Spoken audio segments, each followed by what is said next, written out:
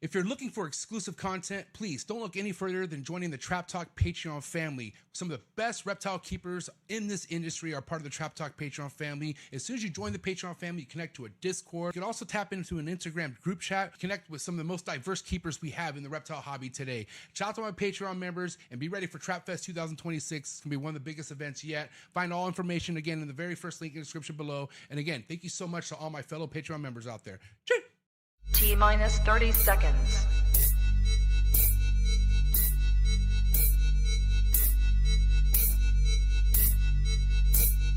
T-minus 20 seconds.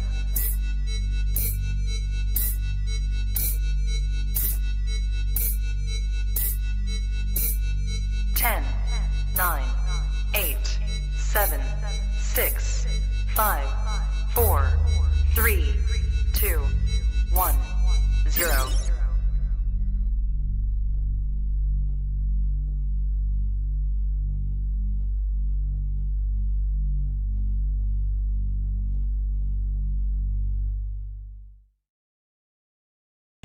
Trap Talk Reptile Network, coolest reptile network in the world. This is episode 760, new breed on the block recap episode.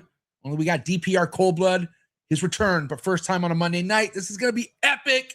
My favorite Canadian in the house. Lots of topics to cover regarding ball pythons and even his trip to Indo. It's going to be epic, man. Do me a favor. If this is your first time listening, what's good? I'm your boy, MJ. Hit that like button. Hit that subscribe button. Hit that notification bell. Select all. Make sure you select all. And you'll be reminded of every episode released out of the network Monday through Sunday. Brand new episodes all the time.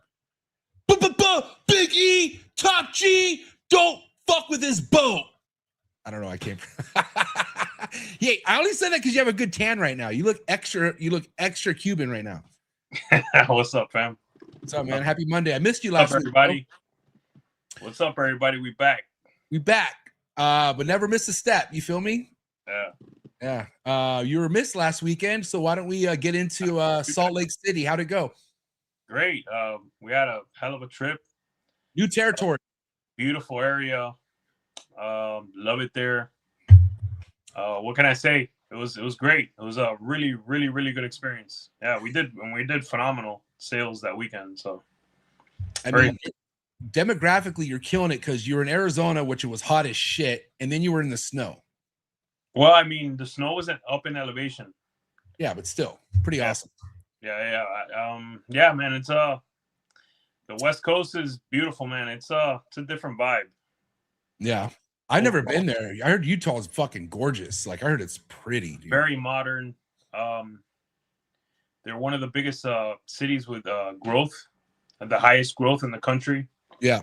I told one person, hey, man, I love it here. It's so beautiful. It's modern. Everything's on the up. Everything's beautiful. She's like, don't tell nobody. What's crazy is a lot of Cali people have moved to Utah. Like, at first it was everyone moved to Texas, and then that got pretty much fucking ruined in a sense. Mm-hmm. So now I've seen from a couple friends that I know and just seen some shit on social media, people have fucking, migrated to Utah, and the cost of living up there is pretty cheap. Yeah. The land is beautiful. Yeah. It's great. Yeah. How'd the show go? What was it like? What was the foot traffic like? And I told a little bit, you told me a little bit how sales went last week, but why don't you, for the record, say it yourself? It was super busy. Like we didn't stop. A lot of new people, That's lots good. of new people, new blood, just getting in the game pretty much at the end of the day. Yeah. Speaking of new blood, I mean, definitely not new blood to the network, but Antoine's first time on a Monday night with us, right? Yeah. Super cool guy. Cutting edge. Yeah. He's doing that worldwide thing. Like we want to do in the future. Cutting edge has a bunch of new projects coming, always has something new in the works. Yeah, Antoine's great, man.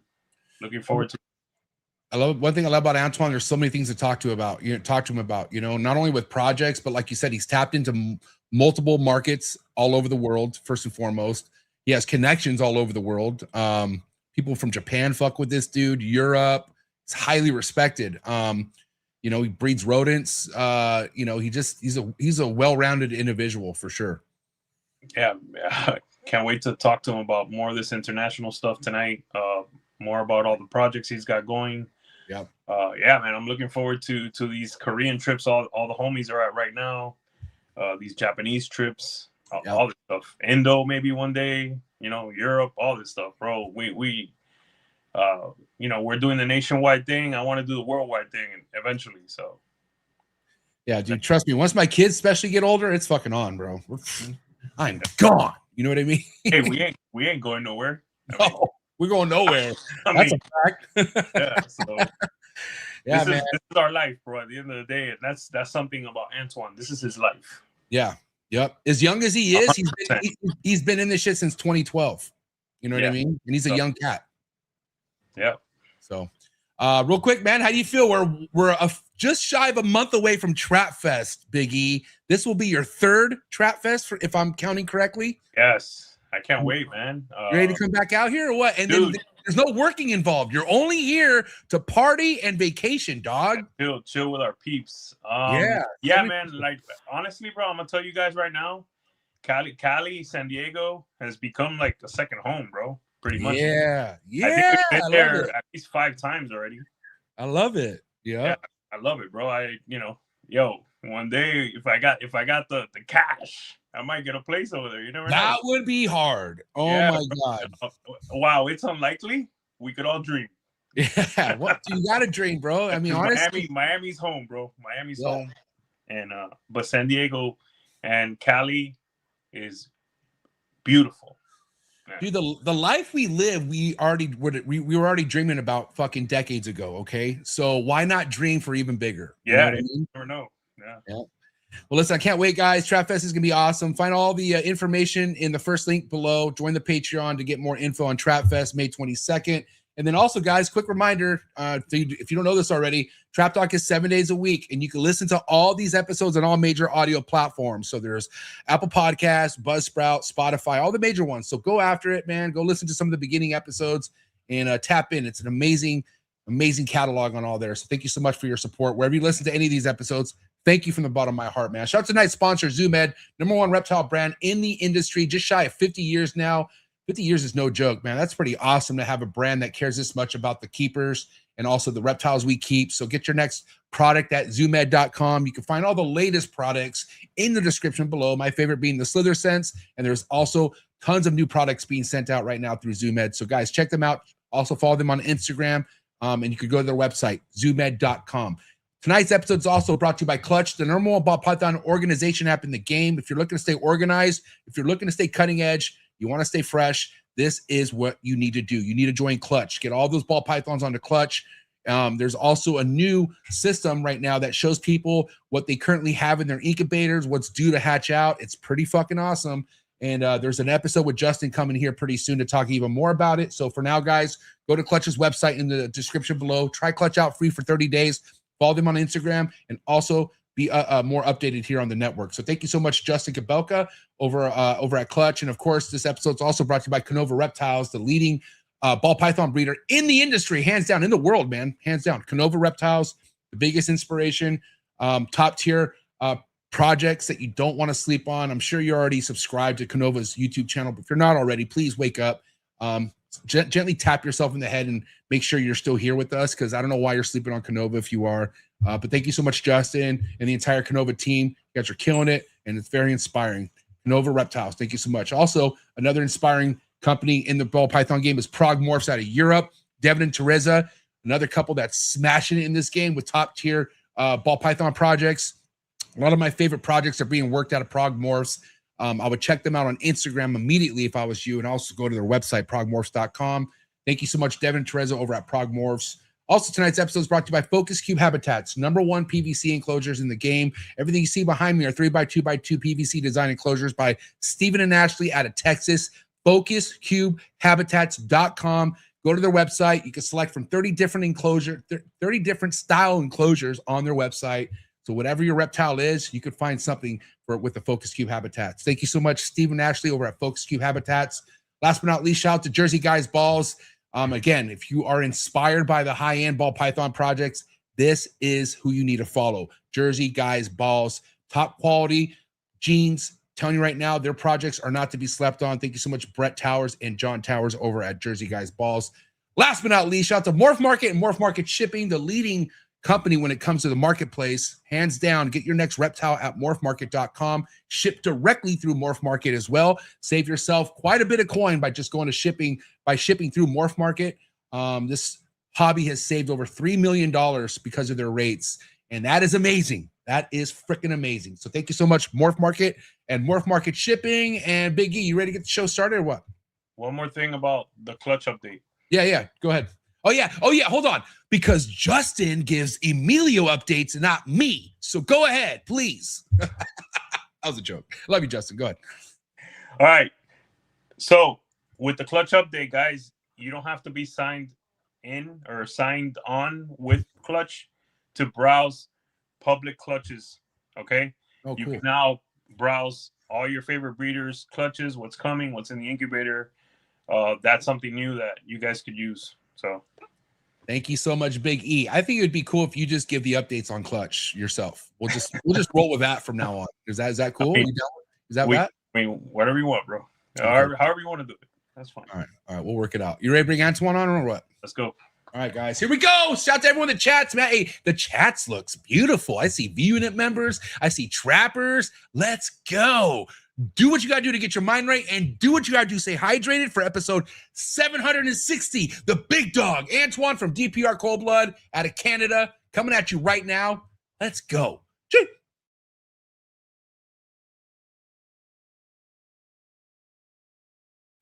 Good. You ready for do more in the future? Trap Yes. Talk podcasts? Yes. Man, Only Trap Talk. Exclusive. Yes. Tell 'em. exclusive.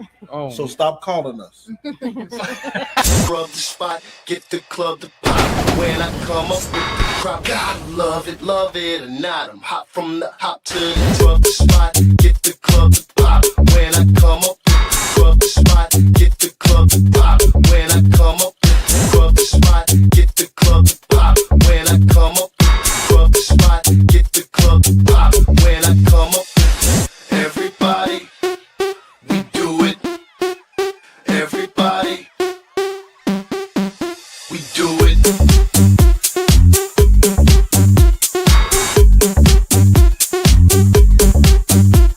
Do it.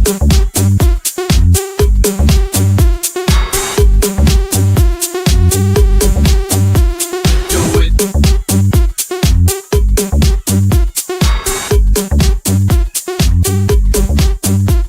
Do it.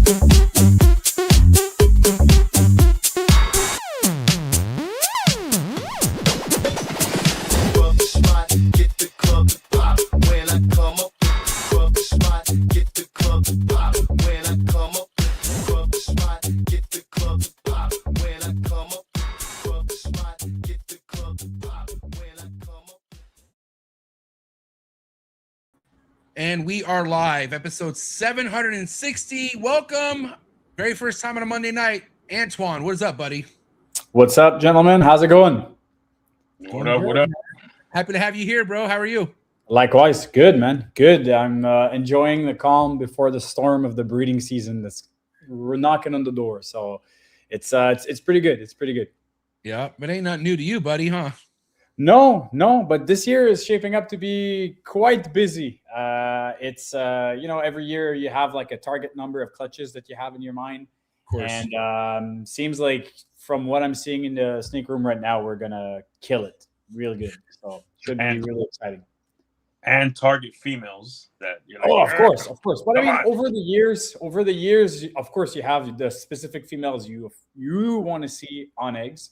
But over the years, you kind of keep only like the best of the best. So at some point, it's like if a female goes, odds are it's a good one. Like you end up having mostly good animals in your collection, mostly good pairings.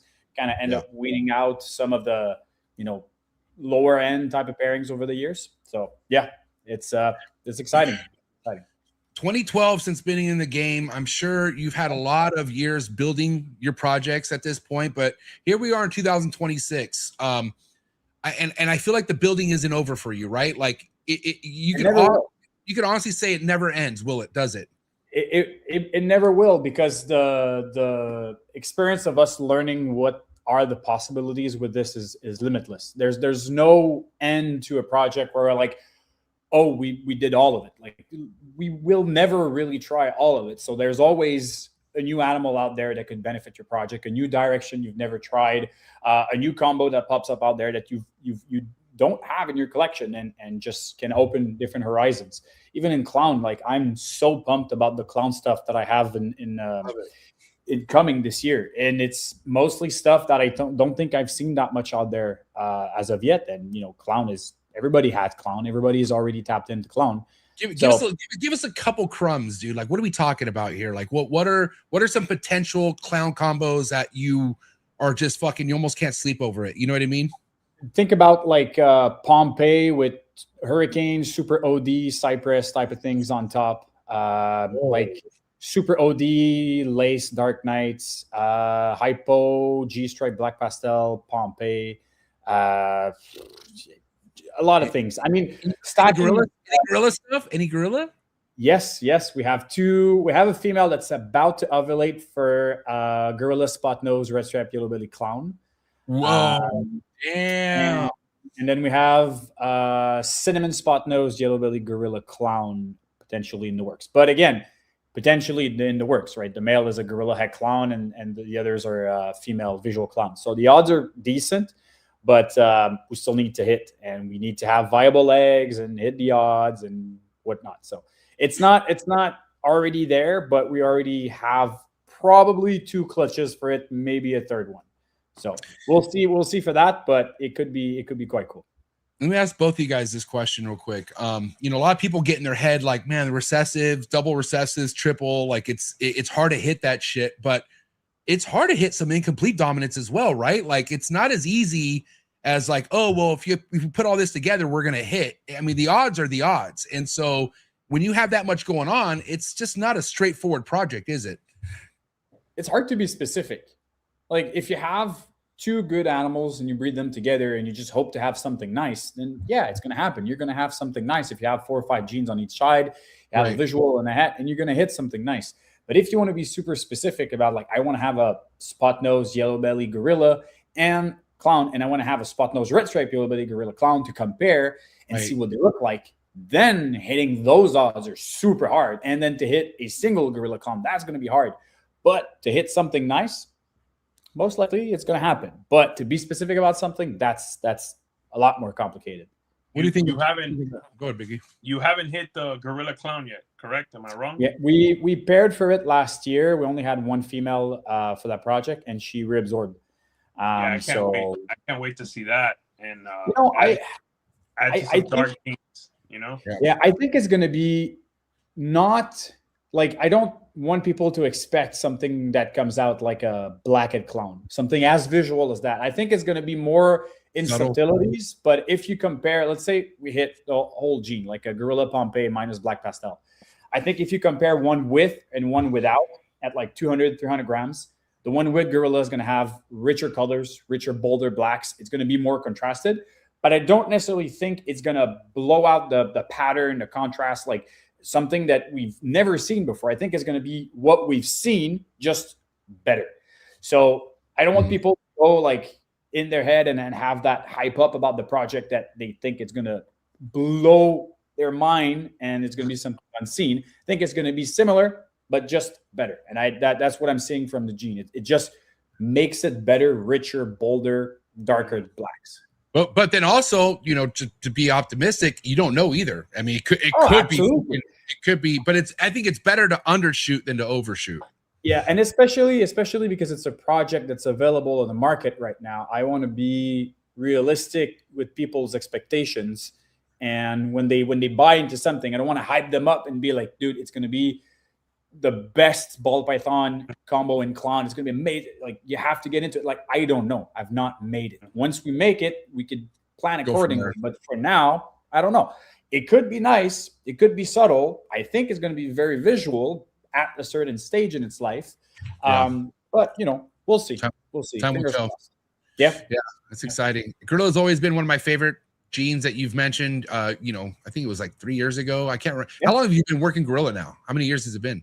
It's been in NBK's collection for, man, I'd say maybe 12, 14 years. But I started working there 8 years ago, and I've started really playing with it maybe 5 years ago. So it's been there for a long time, but it's more something that we had plenty of dinkers to play with, and that's one that I kind of had like in the back burner and ended up proving out to be quite cool with the right genes.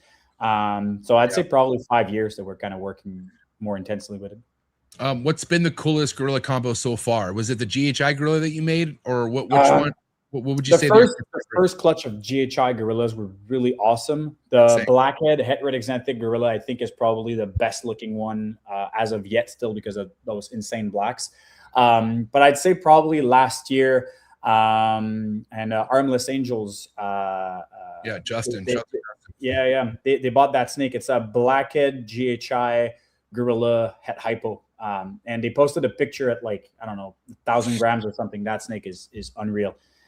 So that probably, as of now, is probably the coolest one so far. You want to show that? Or yeah. On your page, I could probably pull it up. It's somewhere on my page. Or we could show the 1,000 gram one on Justin's page on Armless Angels. Yeah, I don't know if it was a story or either or. Anyways, I'd have to do some digging. I don't know if I haven't. To be honest, I'm exposed right now. I haven't posted that much on my Instagram posts that much this year. Mostly stories. Here it is, dude. Oh my God, look at this shit. I found it. Oh man, I spotted Justin's quickly. Yeah, it's John Justin's. Yeah. Look at this thing. God damn. Yeah, there you go. That's it. Wow. Blackhead GHI gorilla. Blackhead G. Look at that thing, dude. Be cool. No, imagine clown. Imagine a clown version of this shit. It has to be. So repeat the genes again. Blackhead GHI gorilla. No heterodexanthic in there. Just blackhead GHI gorilla. 3 genes, right? Just 3 genes. Yep, 3 genes. That's awesome. That is It kind of the funny thing is, as a hatchling, it didn't have that much stretched out pattern. It had some of it, of course. Right. Yeah. As it grew up, I feel like the like golden patterns didn't expand with the rest of the snake. They kind of stayed smaller, so the black intensified on the dorsal, which is absolutely amazing. Like when you posted that picture, I was shook. Like it's a really, really good looking snake. And listen, God bless all the new stuff out there, but nothing has hit me as exciting as Gorilla, dude. I'm telling you right now. Like, not even Cosmos? No, I'm sorry. Cosmos. I like to hear that. Listen, I love Cosmos. I still love the potential, but it's in muddy waters. Okay, it's not as like straightforward as some of the best things are harder to work at, and it's fine. Cosmos has a lot of potential, but this right here, you could just see in the scalation, like the color of this black is so unique, and I'm sure Blackhead has a part. GHI is just fucking amazing, but god damn it, bro, like this is what I'm talking about right here. Like this is what gets me excited that I still have ball pythons. This right here. Yeah, and the possibilities with it are really endless, honestly, because it's endless because it's a subtle gene. It's not taking away too much from what you're already working with, which gives you so much room to actually play with. Add this in Monsoon and paint and puzzle and whatever you want. It's not going to transform your combo completely like a pinstripe or Cosmos or bamboo, whatever. It's still going to look as it looks like right now, but just darker, bolder, more reduced. So yeah, it's a cool gene. I love it. Antoine, I'm going to give you more flowers because this is a true statement. There's not too many ball pythons for me. This is just for me talking that makes me want to fucking spend a lot of money on. I would spend a lot of money on this. Like I would fucking drop a bag on a snake like that. I really would. That's how exciting this snake gives me right now. I'm not joking. I'll be waiting for your DMs this summer when we hatch more, man. Okay, I'm going to be on your bumper, buddy, because this shit right here is fucking gorgeous. You should be very proud. Yeah. 100%. Yeah, that's exciting. Shout out to Justin. Me and Amelia were talking about how much respect we have for Justin. He's a fucking baller, bro. Like that guy, he produces heat because he buys heat. You know what I'm saying? And he takes big risk, but the risk follow through for that guy because he's fucking, he knows what he's doing. So he needs to put not only that. Go for it. Go ahead with malice in that snake. Oh yeah, dude. I think some like heavy granite in there would be, it'd be nuts. But yeah, going back to Justin, not only that, like when we were in Japan last year, they came, like him Yeah, and I Weather saw that. Milk. Like they all came with us, and like it's not like they knew the Japanese culture as much. They were not as prepared to eat raw food and weird stuff, and but they reached out. They actually went and they enjoyed, and they got out of their comfort zone. So to me, props to them. That's that big moves out there, big time. Yeah, Biggie. I think we need to go with Antoine to Japan, bro. This is a dude to go with. It'd be fun. If you want to go off the beating path, eat weird foods, and don't go in crowds, you can come with me. Yeah, let's do that. Let's get into some market talk, because one thing we know for sure is you got your hands in a bunch of different markets all over the world. So how's that been going, dude? What's your take on Japan's market, South Korea, Europe? Like, what are you noticing? What give us some feedback. I mean, I've never shipped to South Korea myself. I have a few friends there. Semen, that was on your podcast from Finest. He's a good buddy of mine. I was supposed to go see him going back from Indonesia, but with the injury, we had to cancel that part. But Japan is interesting because I think that it's a market that has still a lot of potential, because they're still eager to get more genes and more. They want to buy from North Americans and European breeders. But I feel like with South Korea, that's already so strong with their high-end game. They already have some really, really top of the line animals over there through different breeders, and I feel like them being so close makes it a lot easier for Japanese people to buy from South Korea, and all those little markets over there in like Vietnam, Thailand, Taiwan, Indo, South Korea, Japan. They're all buying from each other at some point. And I feel like the bigger each of them grows, they help complement their own Asian market. And I think Japan still has a lot of potential, and the community is phenomenal. I've never seen a community that was so fanatic about their animals. Like, they literally, you go to a show and the excitement that people have, even if it's lower end projects, they are so thrilled to be working with what they have. It's so refreshing. Like, you go to US, you go to Canada, even in Europe, like some people are like, yeah, I made that, it's cool, but nothing crazy. But there, they just lose their mind over simple things, and they love the details that, like, you're into green trees, and you can recognize that. And same for you, Emilio. Like, they recognize bloodlines, details about animals. They're specific about what they want. They'll go buy from a specific person just because of a certain line. They're not just going to buy in bulk. Some of them will, but the core that I'm working with is really specific with what they want. So it's a market that is doing it the right way. So I can really see that in, I don't know, 10, 15 years, they're going to be solid because they are curated. Their society, their way of living is curated. They're on point with everything they do. So I feel like in a decade, the Japanese market is going to blow our minds. And then talk about their organization, like how organized they all are. Like it's such in their blood. That's who they are, dude. That's who they are. They think about everything. Like, just like you go to a show, and there's the main guys. There's like Satoshi, there was Hiro, there's different guys over there. And like, you see the customers buying an animal, they give you like a Gucci bag with 06 Shockwave on it, with like paper, wrapping paper. It's autographed. There's like, it's so clean and curated. You go, dude, we're doing everything wrong. We're like, here's a snake in a bag, and here you go, man. I take your 10 grand and that's it.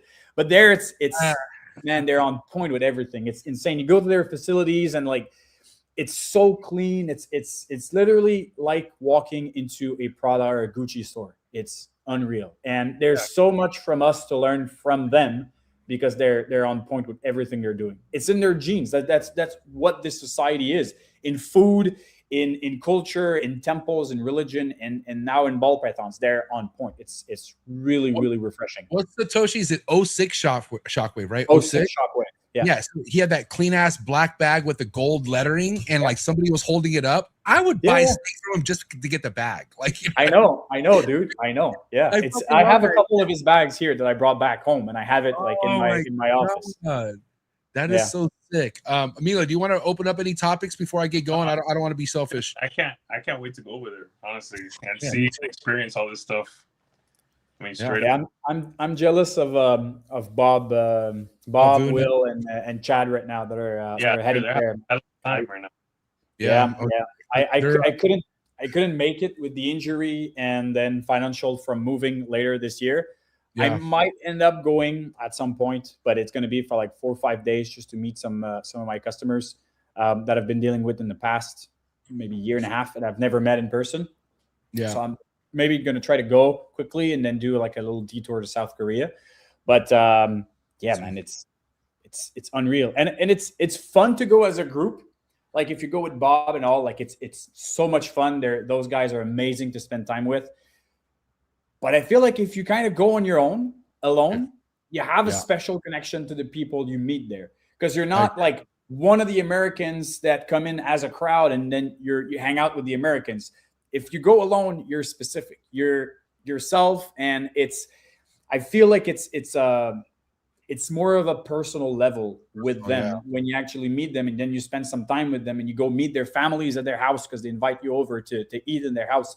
And that's more my approach. Although, of course, I'd love to go again with Bob and Justin, but I feel like going alone kind of gives you a different perspective to that society, to those people. So Yeah, I still want to go with Big E, but we'll figure it out. yeah. All right, so Antoine, what's next with paint, bro, for you? Ooh, nice. Honestly, the paint guys are really excited that you're here today. Yeah, for sure. yeah, You know, yeah. Travis, Jamie, Some paint talk. and a few I'm all in for the paint clown. I think I've done multiple videos on YouTube already talking about it, but the fact that you have two pattern recessive that can interact with each other and don't overwork one another, like the puzzle clown, for example. The fact that the paint clown reacts so well, I think it's really a solid reset to all of the clown combos that we've seen.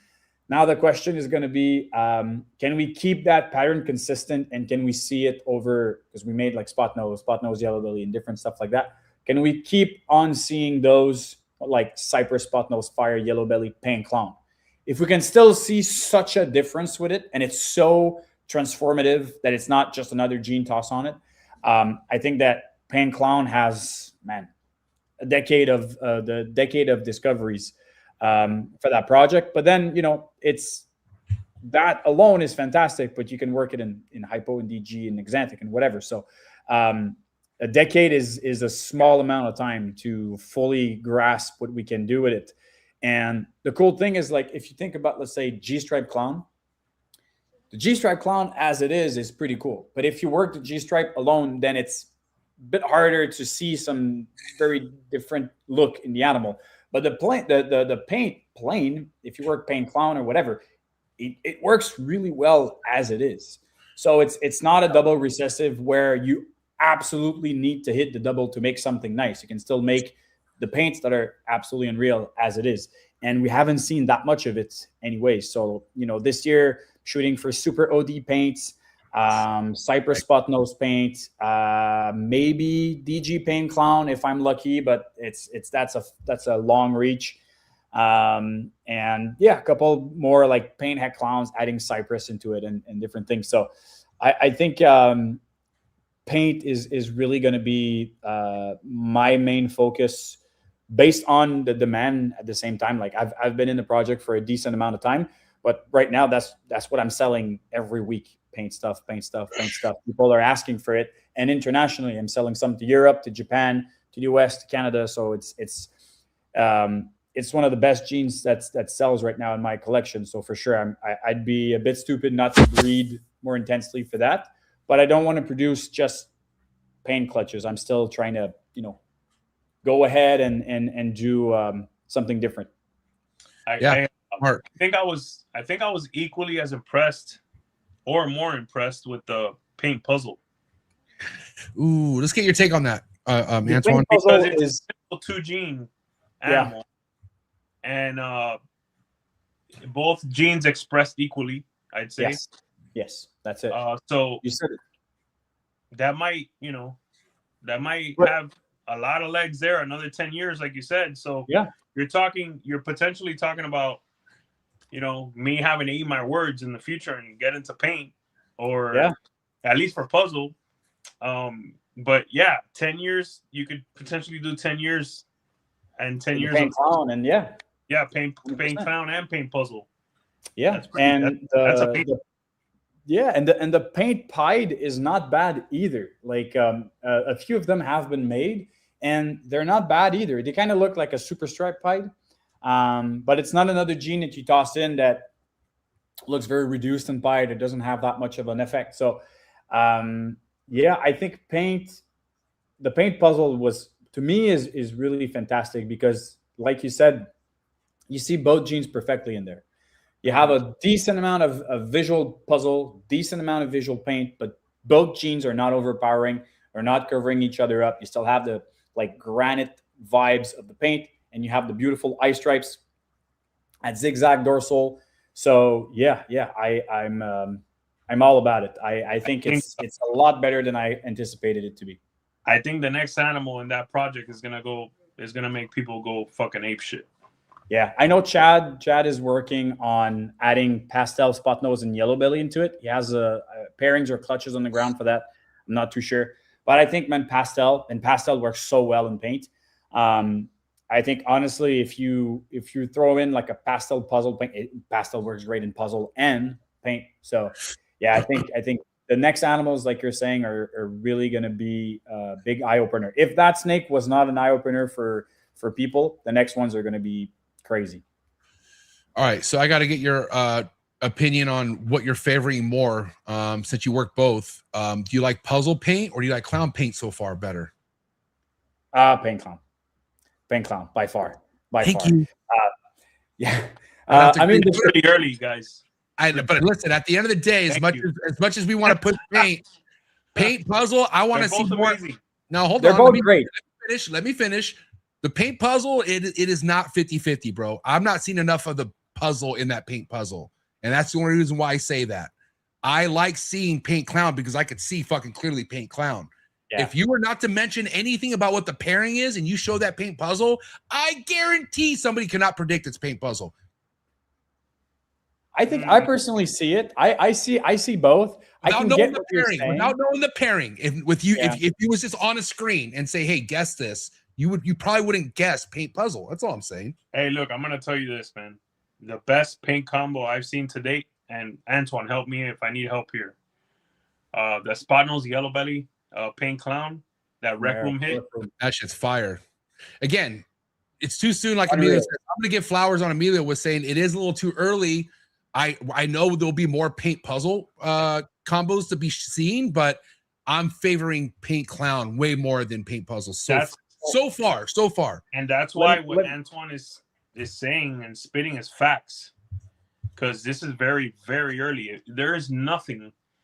Look, I was trying to come up with a hot seat question for Antoine today, and I could not come up with a second paint combo to go against the combo I just brought up with Rec Room. I could not. It wouldn't be fair to anything else.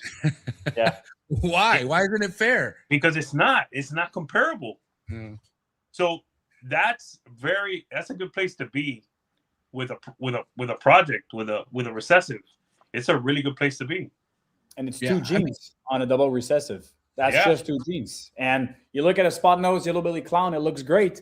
But God knows how crazy spot nose yellow belly clown combos are. It's such a corner combos for everything else we know. So just imagine when we start throwing in other stuff. But my question to you guys is if you take the paint clown over the paint puzzle, would you take clown over puzzle without paint, just clown over puzzle? Say that one more time, Antoine. I'm sorry. Say that one more time. Do you take clown or do you take puzzle? If you had to work just a single recessive. Starting today? Yeah. Oh, man. No, starting just not necessarily today as far as the market, but as far as what you're seeing from the combos. Do you prefer visual clowns or visual puzzle? I love puzzle, but we're talking about paint right now. So that's what the only thing and again, puzzle's difficult because you don't want to fuck with the puzzle pattern. You want to keep the puzzle look. That's the only thing I'm coming with puzzle. I think clown, you have a lot more fucking wiggle room. Like you could do a lot more with clown. Personally, that's what I think. So I would stick to clown personally. MJ's correct. Hey, Yeah. but I like what you did here. How's that for Cap? Fucking I guy. like what you did here, Antoine. You turned my hot seat around on us. Yeah. That shit's dope. You, man. I love that shit. Bro, I've worked clown so long that I guess I'm more excited about the new thing with puzzle. Yeah. No, I can see that. But you're right. You're right. Clown is undefeated, bro. I don't think anything. Man, there's no other gene like it. Clown? There's no other gene like it. Say that again, Emilio. Nothing's ever gonna catch clown. Period. No. Yeah. No, it's a gene that reacts every bit of the right way with everything you put with it. There's besides pastel or whatever, but even pastel just have to know how to work with in clown. But clown reacts so well with everything. It's the wild card. It's a wild card. It's a wild card. It's it. It's unreal. There's no argument. Like to me, Zero. If you start back, like we're 2001 right now, you have to pick clown or puzzle. What do you pick? Dude, I'm picking clown 10 times out of 10. There's no doubt. A smart person would, for sure. It's the most diverse gene, I guess, right? You could say. Yeah. So if you compare the paint clown and then the paint puzzle, I think it's not fair because the clown has so much. It's so transformational. I don't think it's fair. I think you have to compare it as two different things. They're separated. And anyways, you cannot work them together at the end of the line. You can't work puzzle clown. It doesn't work. So they're different things. They're just different things. If you could argue that you could, plug and play into both projects and intertwine, but you can't. So there's puzzle, no way around. Puzzle is definitively more sensitive to interactions, to certain actually not certain, a lot. Emilio, why is it called puzzle? For one thing, just answer that. Why is it called puzzle? Why is it called puzzle? I've said this quite a few times on the podcast. If you guys are out there producing puzzles and I don't see puzzle pattern on there, if I don't see like what are we doing? Hieroglyphic-ish pattern pieces puzzle. And shit, you're failing. Yeah. Hey, and that's me. Okay, that's how I feel. Okay, go ahead. So yes, you have to be careful with your puzzles. If not, you're just creating. But it's kind of the same with clown. If you go like super blade clowns or like heavy reduced clowns, and then it's similar. I think that goes in every single project. Like you want to have, if you're going for a specific look in your puzzles, avoid specific genes. It's going to be the same thing with zebra, with paint, with whatever. Like that's just a mindset to have with every single project. Great example. Great example. I need to see that zebra pattern. Yeah. And zebra, they don't look like that's working, bro. I wonder why. I mean, again, we've seen what, 2 or 3 combos. So yeah, it's early, but at least for now, it's early. Clown zebra stuff ain't working for me, bro. The only clown zebra combo I liked was the one that had Spot Nose in it because Spot Nose does crazy shit to clown. It's fucking, it's a pretty insane combo just by itself. As it is. And the thing is, like, also, like, you want your projects to sell itself. You don't want to have to convince people, like, hey man, like, look, you could see, dude, show the fucking picture.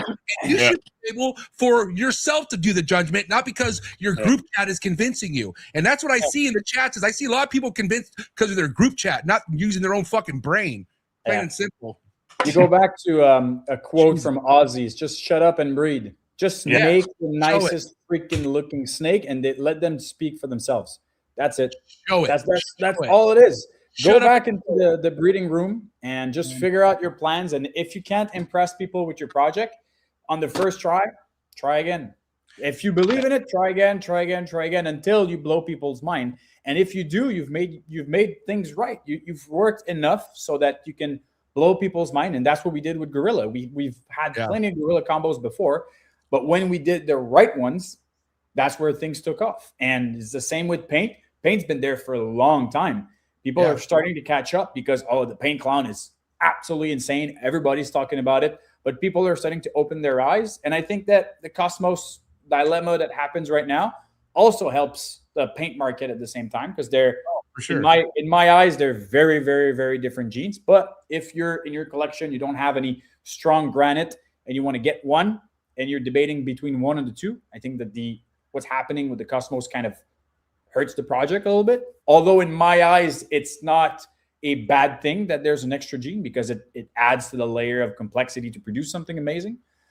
But I feel like it can help in the paint right now. And I've had a couple of people reach out and they were like, yeah, I'm going in the paint because I'm a little fussy about the Cosmos stuff right now. So,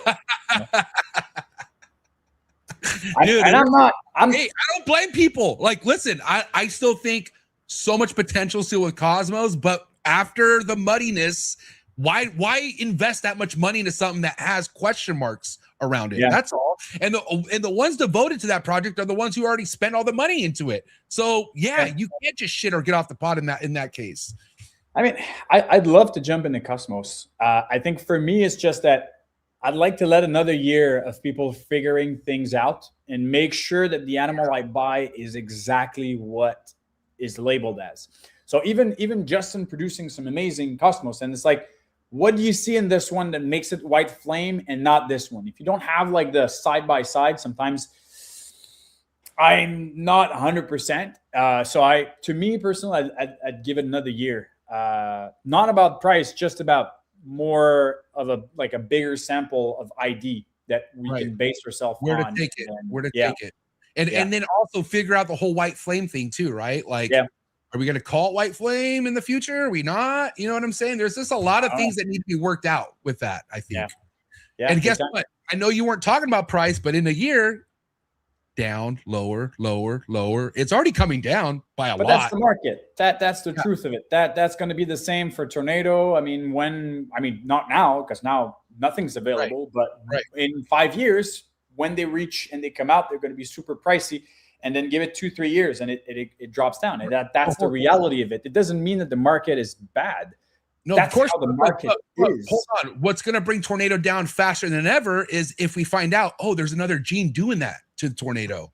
Yeah, and that's the only thing that could really bring a project down, is when, hold on, that's not just that gene doing it. And that's what happened to Cosmo, unfortunately. You know what I mean? It brings it down now, but it keeps it higher longer. Because it's harder to. It's becoming more realistic. But the thing is, like, if let's say the Cosmos before was 20 grand, and then you realize that the white flame's in there, and then it drops to 10 grand. But it's going to be harder over the last 5 years to make Cosmos white flame than just single Cosmos. So that's going to keep the value longer in my eyes. Where I think right now, personally, it's the perfect time to buy into Cosmos because of that uncertainty, and you can 100% guaranteed it's going to be harder in the next 5 years for people to make those insane ones because of that extra gene.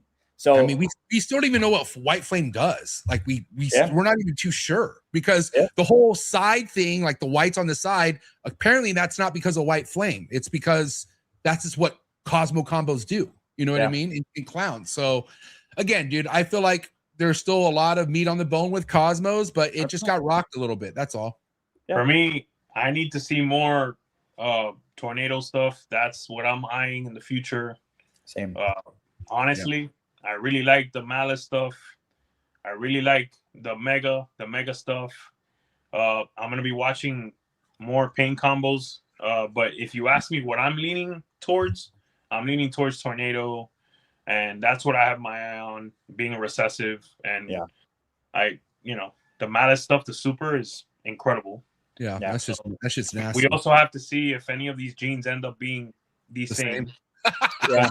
More than likely, there'll be one that is. So you have the Voodoo, the Pixel, the Cosmos, the Malice. Like, there's so many of those genes. A lot of these granite genes could really be related. You know what I mean? Yeah, 100%. To a level that we don't know exactly. Like, who knows if the Malice is 2 gene? I mean, I'm not saying that it is, but right now we need samples. We need years of understanding. And I feel like, the shed test is fantastic, but if we don't want to just rely on that solely. Like we need to go back into what it was 10 years ago, even 5 years ago. Go in the breeding room and compare and have a sample and look and understand and be like, develop your eye of looking at stuff. And that's really important.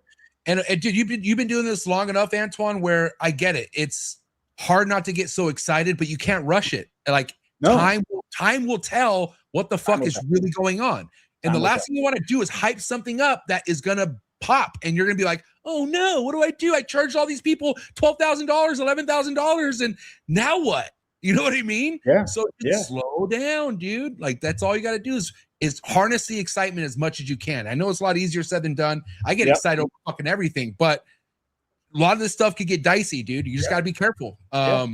It was tough releasing the gorilla for the first time. It really was tough. We did it right, honestly. I think going back, I would do it the exact same way, but it was a challenge because hyping it up while being realistic. And you see those new genes like the Cosmos that was there, the Malice, the Tornado, that are like in tens of thousands of dollars. And I saw the hype of gorilla. Like when we released the first list in 2023, I think, like we sold out on the list within the first 3 days. It was unreal. And internationally, that being said, and it's hard to go at it and be like, well, we could sell those snakes for 10 grand. People would literally buy them right now. But personally, they're not a Cosmos. Like it's not the same thing. It's not as transformative. It's not as visual. It's a slight gene. Like it's not the same thing. So I feel like a lot of people are kind of greedy in getting into new projects, new genes. When you find a gene that's hidden through other genes as well, people are greedy. Like they want to capitalize on their projects. And I feel like that's not a good way to do business. Like it could come back and bite you in the ass. Be good to your customers. They trust you with their money. They trust you with their investment. You have to be a good mentor. As a seller, you have to be a good mentor when it comes to new projects.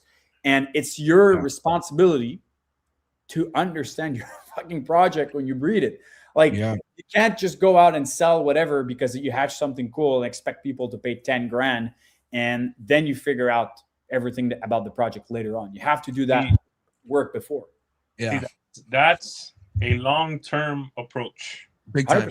To always being here and being at the forefront of your business and what your business's impact has had on others. I fucking love what you're spitting right now. Big time. I feel like more people out there should learn that from you right now. Well, okay, guys, what's the only approach you should take in the ball python game? The long game. That's it. Always. There's no shortcut. There's no, let me hurry up and make this and make as much as money as I can, because when money is the motive, it does not work out. It just doesn't work out. Like something ends up fucking up where you look like an asshole because the money was important to you. You know what I mean? 100%. And the money comes, like, no, even if you're taking your time, it come, dude. It will come to you. But when you're desperate for it, people pay attention. Yeah. You can make a really, really, really good year in sales with a new gene, but maybe only one. If you're not careful, you don't do your things right, maybe only one or two. The idea is to make this long-term business. You want to see the generations of what you hatch on a project, the long run, your customers, and all of this is like, you know, it's the core. I guess I don't know if my approach is like that because I'm younger and I have more time to do it. But to me, it just seems to be the logic one, to be, you know, respectful of your customers' investment and respectful of the project. It just makes sense. Well, but if you're coming in around the time you were, longevity was, you already taught that. Like there was no before social media, there was no shortcut. You would get whatever you can get. Like there was no pickiness. There was no fucking like it was such a different game back then where all you could think about was 5, 6, 7, 8, 9, 10 years down the road. But nowadays, the new people coming in see Justin's fucking YouTube, sees Ozzy, sees you, sees other Miguel, and they think, well, let me do this as fast as I can. And that's just not the case, dude. But they don't understand down the road. Yeah, they don't understand. Like, you know, I personally was tuned into Justin's video and then before that, Brian Barczyk's video and early on. And I saw all the little baby steps that they were doing over the years and the discoveries and everything. Like I probably watched Justin videos, all of them 2 to 3 times. Yeah. I go back 4 or 5 years ago, sometimes like when I get a tattoo or something, I go back 4 or 5 years ago and I listen to Justin's video for 4 or 5 hours. Why? Just to get in his mindset that he had back then, understanding the subtleties and whatever.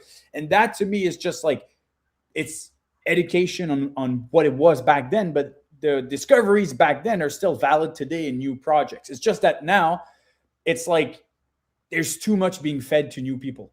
There's too many combos, too many cool stuff. You don't know what you're looking for. You don't know what's, the best avenues and whatever. And it's like, you got to understand the basics, man. You got to understand the basics. But the basics today are freaking hard to see because look at Justin's video now, man. It's like DG, Monsoon, Clown, Head Exantic, whatever. It's like, where are the fucking basics? They're gone. And understanding that is like, it's so valuable. So I feel like everybody that took the time back then to listen to videos, to go on Genetic Wizards on World of Ball Python and do pairings to pairings and see what the outcomes were. You have an edge if you've done this because you understand what it takes. You understand the work and you're not going to go rush up in a project and put 2 and 2 together. That makes no sense. If you've done that work before, you've done it. It's there. You have it. It's wired. It's in you. It's in your head. It's in your plans. And, back in your guys' day, and I say like when you guys were in it, it was easier to create your own path back then. You know what I mean? Nowadays, you got to think a little harder. Like it's different to create your own path when you see all these different combos out there, but it's possible. If you're thinking down the road, you could create your own path. If you're thinking 1-2 years down the road, you're going to be making the same shit everyone else is making.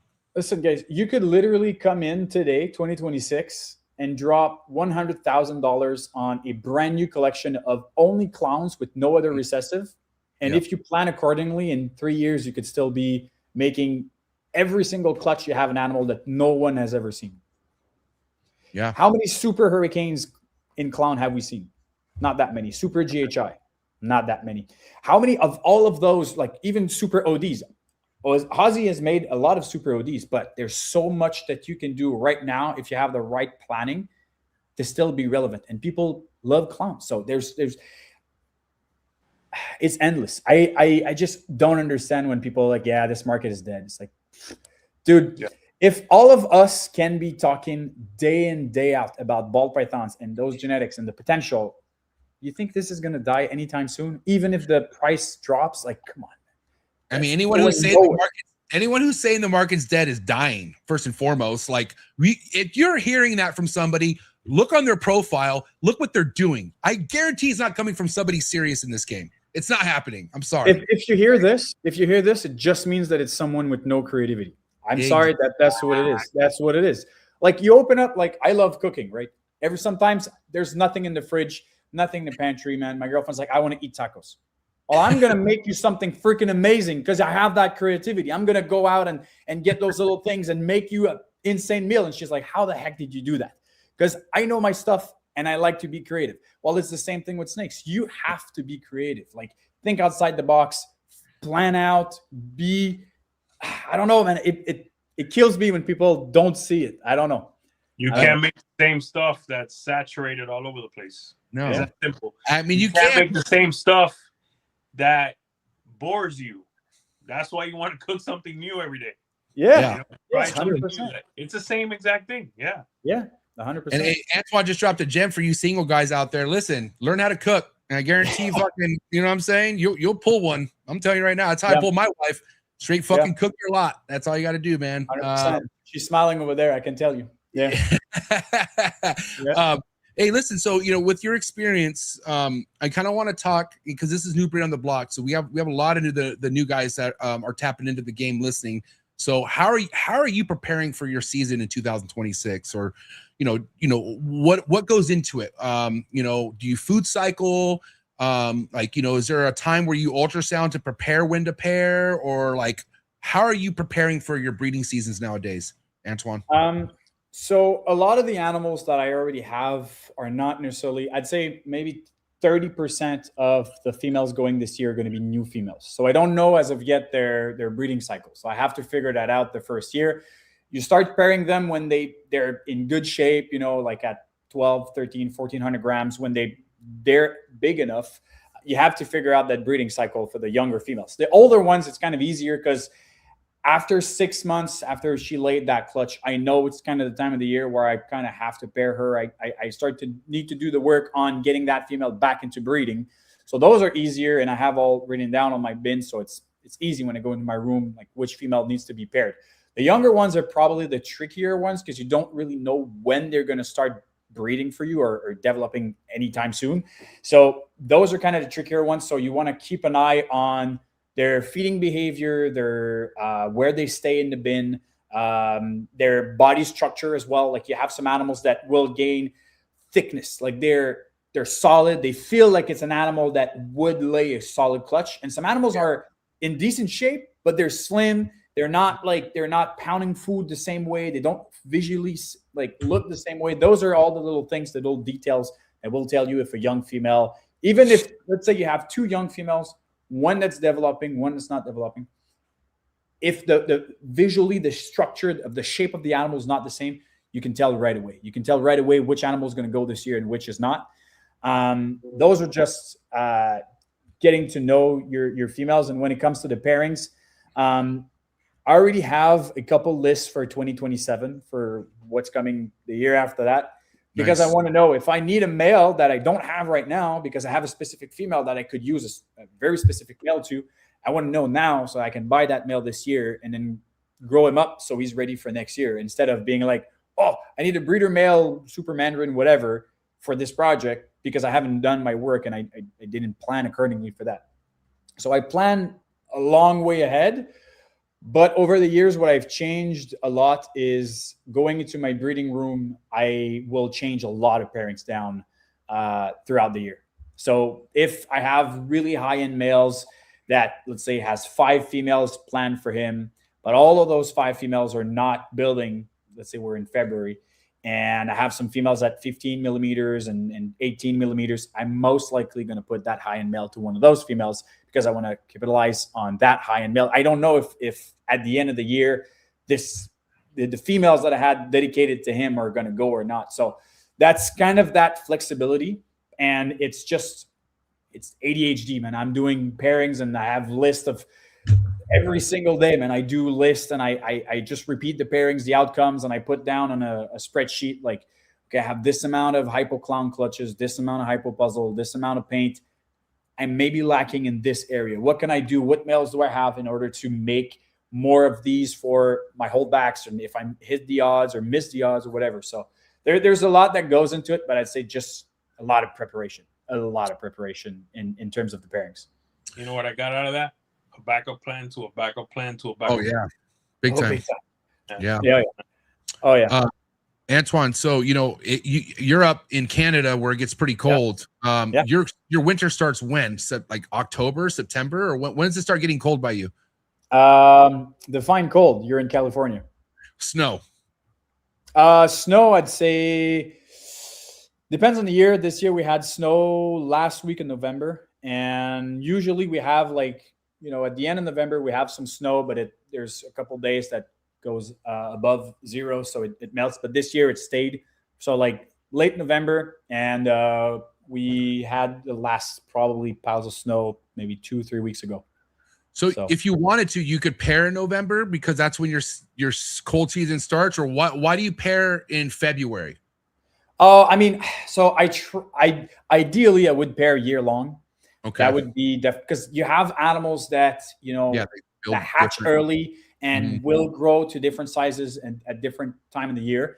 The real reality of it is that because of the infrastructure that I'm in right now, there's fluctuations in temperature. So I'm forced to have a season. I do have some females sometimes, and I'll see it. I have females that are building in August, and it's just too hot in the room. I'm trying to cool it down. It's in the basement. It's really hard to have some airflow in there, and the female will absorb. It's really rare. Like every female is in like May and June that starts to build. I'm not getting a clutch out of them. When I transition to a new facility, that's going to be the name of the game. Like I really want to have some stability in the temperature. I think I'm going to have better results there. But yeah, it's depending on either like the temperature fluctuation inside your room and then the cycles of your females. You know, some females are used to it. You know, I've been in that room for a couple of years. Some females are used to it. They have it down to the wire that, you know, even if it's hot, like they go at that temperature. And some of their females are just, you know, they're a bit more sensitive, especially ones that you try to get a first clutch out of them. They're like 3-4 years old. They haven't laid yet. They're very, very susceptible to those temperature changes. How many clutches are you shooting for this year? 80, but I think it's might look close to 100. God damn, fucking you and Emilio, man. Jesus. Emilio, are you still shooting for 80 this year? Are you in the 70s? What are you shooting for? Probably, I'm looking like in the 70s. Yeah, I was shooting for 80. That was my goal. But then now with all the ultrasounds, I'm looking to have 75 females above 20 millimeters. So yeah, should be closer to 100. And the cool thing about it, which is why I'm so excited, is there's not that many clutches that there's something that's never been seen before in there. You know, like all of those clutches are something very, very unique that can come out of it. And I'm trying to breed for holdbacks in every single clutch. That's kind of my mentality, but I'm stoked because every single clutch can hit something that I've never seen. So that's good. Yeah, I mean, should be amazing. Important to take note of, like Antoine just said, he wants something from every clutch he produces this year. And if you're not doing that, you shouldn't be breeding them. Listen, I want to be my best customer on every single clutch. I'm not mad if I'm holding back 3 snakes from a single clutch. That's what I want. I want to grow my collection. I'm a nerd. I want to hold back as many snakes as possible. I want to hit the best stuff and keep it for myself. And I feel like that's a lot of Will from RCR mentality as well. Like in the early days when I started, like I had a hard time buying an animal from him and I never did. And I just bought my first snake from Will after 10 years this year. And he finally released it. But it's like, if you don't breed to hold back animals and you just breed to make sales, of course, like there's different business models. Like if you breed and you want to make like blue-eyed Lucy, some pieds to sell, and that's all fine. That's really good. Yeah. Because you're running a business. You need to have a baseline. You need to know what goes in and out of your business. But I'm at a point where I can't avoid those. So to me, it's just like, I just want to breed so that every single clutch has the potential to upgrade my collection every time. I'm glad you mentioned that because, you know, Emilio is somebody who has a solid business plan when it comes to that. But Emilio's been doing this for 20 years and he fucking works his ass off. Like the guy bends. How many shows a year at this point, Emilio, are you doing? This year is looking at 25. Last year we did like, I think we did 35 last year. That's a lot of shows. That's crazy, man. That's crazy. I mean, here in Canada, there's one major show. There's a few small ones every month and a half or something. They're all in Toronto. And the problem is, literally, if I wanted to do, let's say, decent shows in Canada, I could do 5 in a year. Not more than that. From what I have in my collection, I could do a lot more shows if I had bananas, pieds, super pastel inchies, whatever. I could do a lot more shows, but that's not what I have. So for us here, it's really, really tough to have all those shows. So that's why I expanded a lot internationally, because I just can't do shows that much here. And going to a show in the US, like we talked about this, MJ, on the last podcast, but it's a lot of work, man, to bring all the animals to the US from like all the CITES, get that there. Like it's costing thousands and thousands of dollars. It's a risk on the animals and it's complicated. So I could not do 15 shows in the US a year. It would not be possible. So for us, doing shows is it's not possible doing it the way we want to. So, you know, I'll never forget how happy I was to see you at a Tinley when I didn't know you were going to be there. And I was like, what the fuck? And I was so stoked to see you there. Yeah. Yeah. Planning on being there this one as well. Vending. Hopefully I can have some really, really good animals out there. But yeah, that's the goal. I mean, it's complicated, but it makes it so worth it when you actually get there and people are just like you said, like, holy shit, you're there. You came all the way from Canada. Like, let me encourage you. Like, they want to buy animals, and we did super good at last Tinley because of that. We have different projects. We have dinkers. We have stuff that, you know, my collection's built on American snakes, European snakes, Canadian animals. So we have stuff from a bit of everywhere and African imports. So we have potential to have stuff that other tables won't necessarily have. So it's great for us to go at a show like that. Yeah. Listen, topic of tonight, as far as meat potatoes goes, is like bending the rules in the game. You know, one of the things we've talked about briefly, but I want to talk about it tonight. You know, your train of thought when it comes to projects like Monsoon. You know, we talked about earlier with Puzzle how you don't want to fucking break that pattern up. Yeah.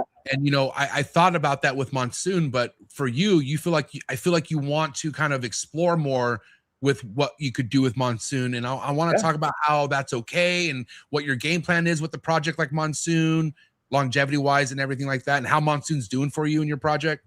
Yeah, of course. I mean, Monsoon has been probably my favorite gene since I've seen it the first time. And the Fire Moray clown from Iris Reptiles that he produced, I don't remember exactly when, but that was quite a while ago.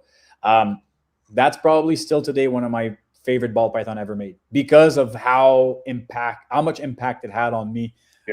Seeing that animal, it blew my mind, and for so many years it was my back screen on my phone because I just was like, I want to hit something like this. Like, to me, that's the holy grail. So I think Monsoon, if you work into Monsoon and you're trying to alternate the pattern and you get frustrated with it, you're doing it wrong. You're doing it wrong in my perspective. What I want to see is in Monsoon is just to make it hella bright, like super OD Monsoon, lace, maybe cypress, fire, yellow belly. Like, just make a Monsoon that is neon colored. Like the DG Monsoon Justin produced are phenomenal. Work with that, and then if ever someone hits, because everybody's working with different things, if someone hits something that looks phenomenal, then go and buy that and add it to your light platform or your bright platform and what I'm working with. So my strategy with Monsoon, I've said that multiple times, is I want to produce like super OD stuff. That's kind of my core, and add light genes in it, fire, yellow belly, lace, whatever. And then when I see something that's going to be transformational enough that I'm like, okay, I want to add that gene, I'm going to go and buy that and then incorporate that in my project of a base that already works. I know that the Super OD Monsoon is going to look phenomenal based on what I've hatched in the past. I have some shots for it this year. I have a clutch coming in probably early May for Super OD Fire Yellow Belly Monsoon Cryptic. So that could be cool. And, you know, I'm just trying to make visually bright Monsoons. And then at some point, try to fuck with the pattern with, you know, whatever actually is transformational out there. I know Enshi is one of them. But who knows about Cypress? Who knows about Blackhead? Who knows about Confusion? You know, so we don't know. We'll see. We'll see with that. It's impossible to predict. I think I've heard you say before, you don't want to wipe the pattern like some people say. I want to add pattern. Like, for me, I know you heard me say I didn't like the OD Monsoon as much. I like the Yellow Belly Monsoon a lot more. To me, it brought in more pixelation. It brought in more marbling, I guess you could say, a busier pattern.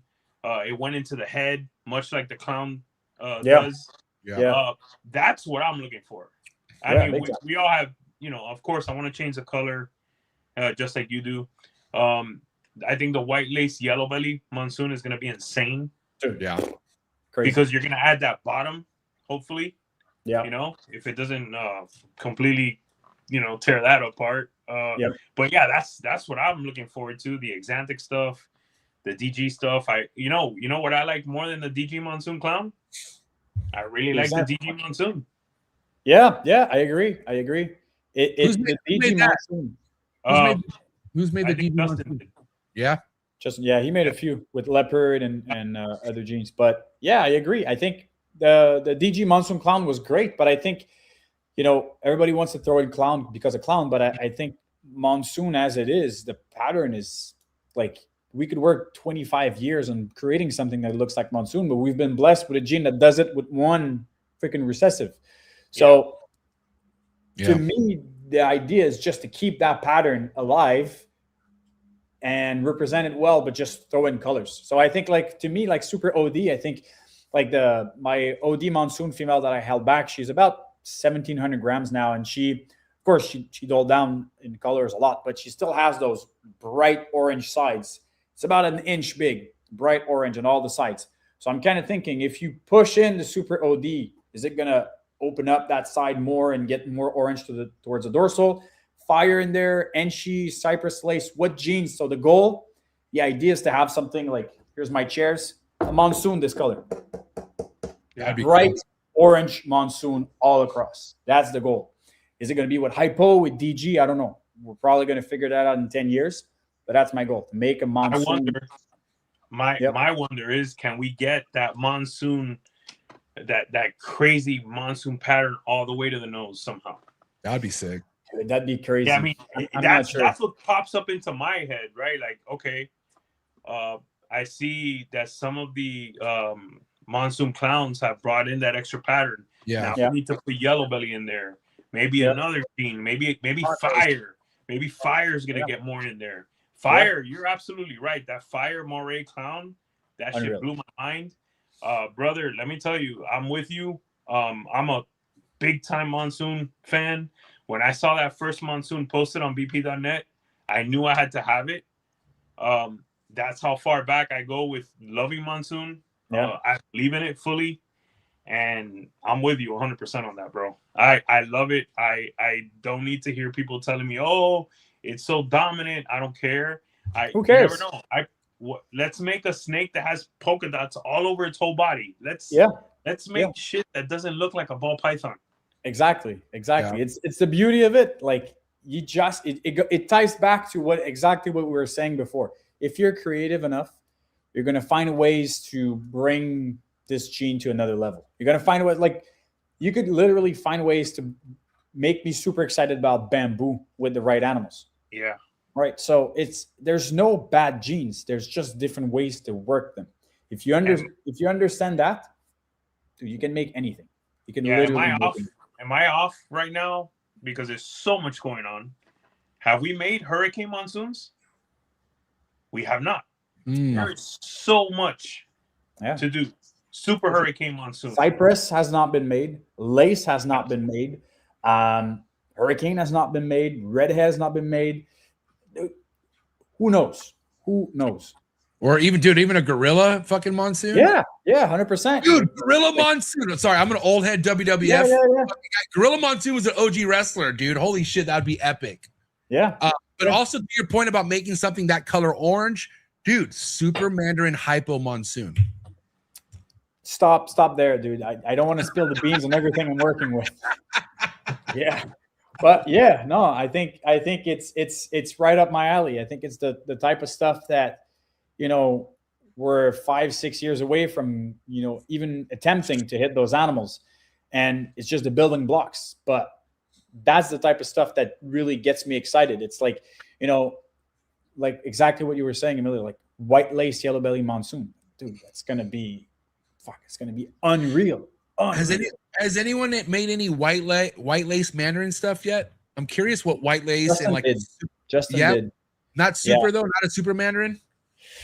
I'm not too sure. I know he did make. I tried to buy a OD Mandarin lace clown something that was crazy, but the double supers, I don't know. That's going to be something I'm posting on YouTube in the next month or something. Like, if you think about those, OD, lace, hurricane, chocolate, asphalt, gravel, what else? Mandarin, all those genes, dude. If you work with them as their recessives, man, it's right there. They're literally right there. And we haven't seen that many white lace combos. We haven't seen that many super Mandarins, super hurricanes, super asphalt. It's all right there and just need to be worked. It's crazy. I've yet to see an orange like the Super Mandarin Hypo. Like, I've not an orange like that. I have not seen an orange anywhere. Like, nothing like OD. Nothing like OD. It's different. Like a rusty, burnt orange. It's not the same. It looks like like you literally fed only carrots to your rodents and gave that to your snake, and it has like orange pigment through the snake. It's like bleeding orange. It's unreal. Yeah. And again, just one of many projects to be excited about. Like, we haven't seen shit yet. Like, there's so much to come. You know what I mean? Tip of the iceberg, brother. Yeah. All right. Well, listen, to relate on this bending the rules here in the ball python game, and you know how much I respect your work, Antoine. You know, I know you're passionate about a lot of your projects, but when it comes to bending the rules and Scrambler, okay, what's the best way to work Scrambler nowadays, especially after hearing a shed test company saying it's probably just a line of OD and there's never going to be a test for it? So how should people in your eyes, because I know you work Scrambler, how should you work it, and how do you feel confident IDing something like Scrambler now? It's hard. First of all, it's extremely hard. I think to do some like background on Scrambler a little bit in my perspective, my opinion. I mean, I'm close to Mark at Mark Mendick, and he kind of did all the history, showing the animals and visiting his facility, showing me all the OG animals that led to him figuring out what was Scrambler. If you take a gene like Blackhead, for example, that had the red and ringer gene attached to it, and it was hard to isolate those. It was hard to see which Blackhead had it and didn't. It took a lot of time because there's subtle genes. Same thing with leopard throughout Pied with Graziani back in the early 2000s. Same thing with honey and cypress. A lot of cypress that we had out there were honey cypress, and we didn't realize right away. So I think it's similar with Scrambler, where Mark told me like the original animal he had was a Super Orange Dream Scrambler. And that came from the very first Super Orange Dream produced by Ozzy. So if you relate to that and you go back to the very first Super OD clutch made and it had Scrambler in there, that means that, you know, there was Scrambler in all of the OD stuff that was produced from early on. And why hasn't it been picked up on prior? I don't know. That honestly, I don't know. I think that some combos are very, very visuals. Some others, I'm not 100% sure that would be called Scrambler. I think that, you know, where I draw the line a little bit right now in my mind is that if it was from so early on that Scrambler popped up, or people started buying it without realizing it. Yeah. If it's in so many collections, logically, it would be in 50% of ODs. Like, why logically? If you go back, being it's a incomplete dominant, and then it's attached to Orange Dream, that means about 50% of Orange Dream here today would have Scrambler, maybe a bit less. How can you price it 10 grand for like a combo Super OD, Scrambler, whatever? Like, to me, that just doesn't make sense. It's about availability. It's out there. I feel like a lot of people don't necessarily recognize it in their projects. And on the flip side, a lot of people are like, oh, yeah, that's Scrambler. That has to be Scrambler. So now, boom, the price level is just through the roof. But how many clutches have you made from that animal? Do you see something consistent? Do you go back to that? So I feel like that's kind of not hurting, because I know you guys are a strong advocate on the project, that it's not a project, you know? But at the same time, I see animals that I'm hatching and I'm like, there's no way that there's nothing else at play with this animal. I bought animals that were labeled as OD, Yellow Belly, Barnhart, Cypress Clown. And it's not Cypress. It's nothing like any ODYB Black Pastel Clowns I've ever seen. And it has all the features of what I'm seeing in Scrambler Clowns. And I've hatched plenty of clutches now, and it's consistent. It's consistent, and I'm hatching some without Orange Dream as well. So, you know, I think if you want to isolate red gene and Blackhead, it's going to be hard. It's going to be hard because it's a subtle gene, but it has its place. It has a potential. You just need to take it. It goes back to everything we were saying prior. Take a step back, understand your shit before asking 10 grand for something. So I'm a strong advocate that Scrambler is something that out there, but I don't think that the price should be what it is right now. And again, dude, my only thing was back when this became a whole thing with Trap Talk, people were spending thousands of dollars on Scrambler. And I was like, cool, but like, where are we at with proving this out? And then as time goes on, it's like, well, we can't prove it out. So you made all this money on a gene that you can't prove out. That was my problem. Yeah, and people ran with it. People ran with it. So and for me, partially, partially, there was some guys that had no experience saying that they found Scrambler in their collection magically, magically, and which then they might sold be right. animals, Which sold they might be animals- right. sold But- animals to friends of mine Yeah, that now look like fucking shit. yeah. Okay, and if it's not, I'll just take care of him later. That's not good enough for me. It don't No, work. I absolutely agree, dude. There's animals that there's a snake I sold to a local friend of mine. It's a super OD Barnhart Black Pastel Yellow Belly Scrambler Clown. This thing, it's on my page out there in the early ones recent ones I posted. This snake is unreal. I sold it for about 3,500 US. It's in Canadian, so convert that. I looked at comparatives on MORPHMARKET. They were above 10 grand US. So to me, it's like I can't charge that, and that's because of my values. I know it's out there. I know a lot of people have it, but it's not a $10,000 snake. If we just discovered it and no one had it in their collection, maybe we could talk about that. But right now, that's not what it is. There's a lot of them out there, and I don't know. It's jumping up to conclusions very early once again. Mhm.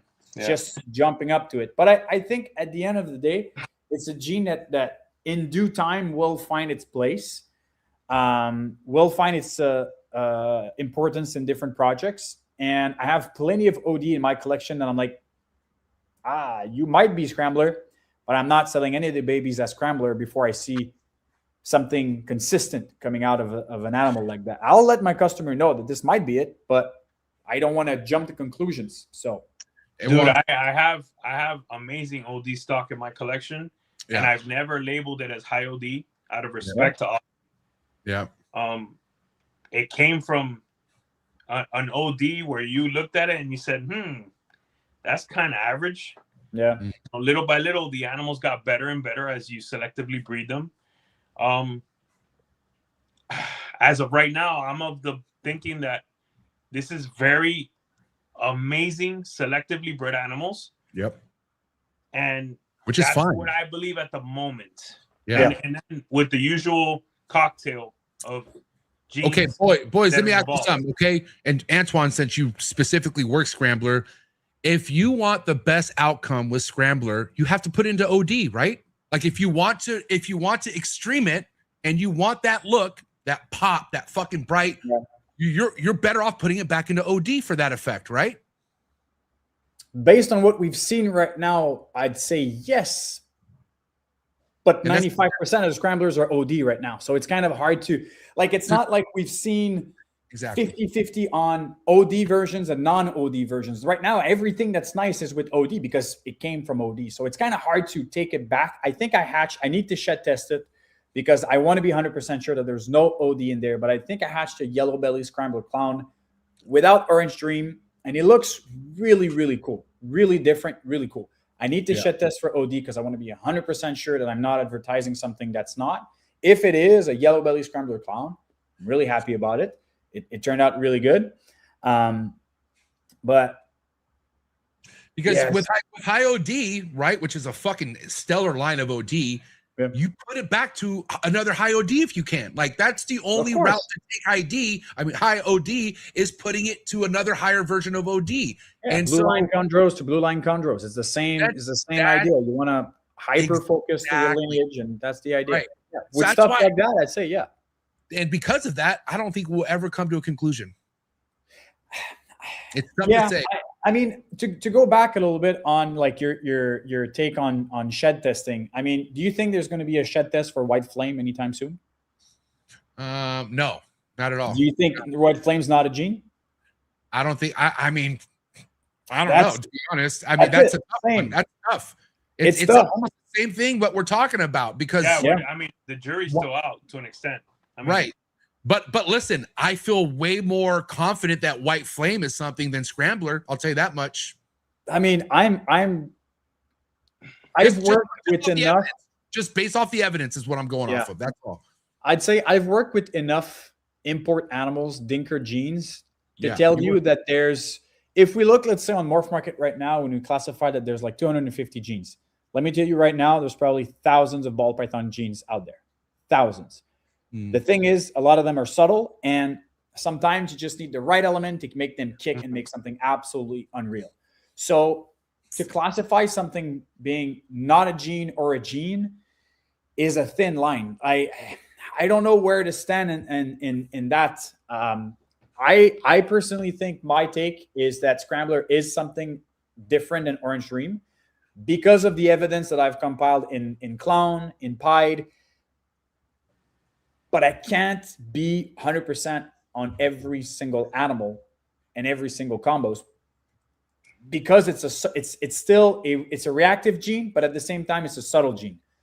So it's hard. But I think as far as the shed testing, there's plenty of genes out there that don't have shed tests and probably will never have a shed test, but are still a gene because it's hard as a heck. Like gorillas, there's no shed test for gorilla, but I'm not debating it to be, in my mind, to be a gene.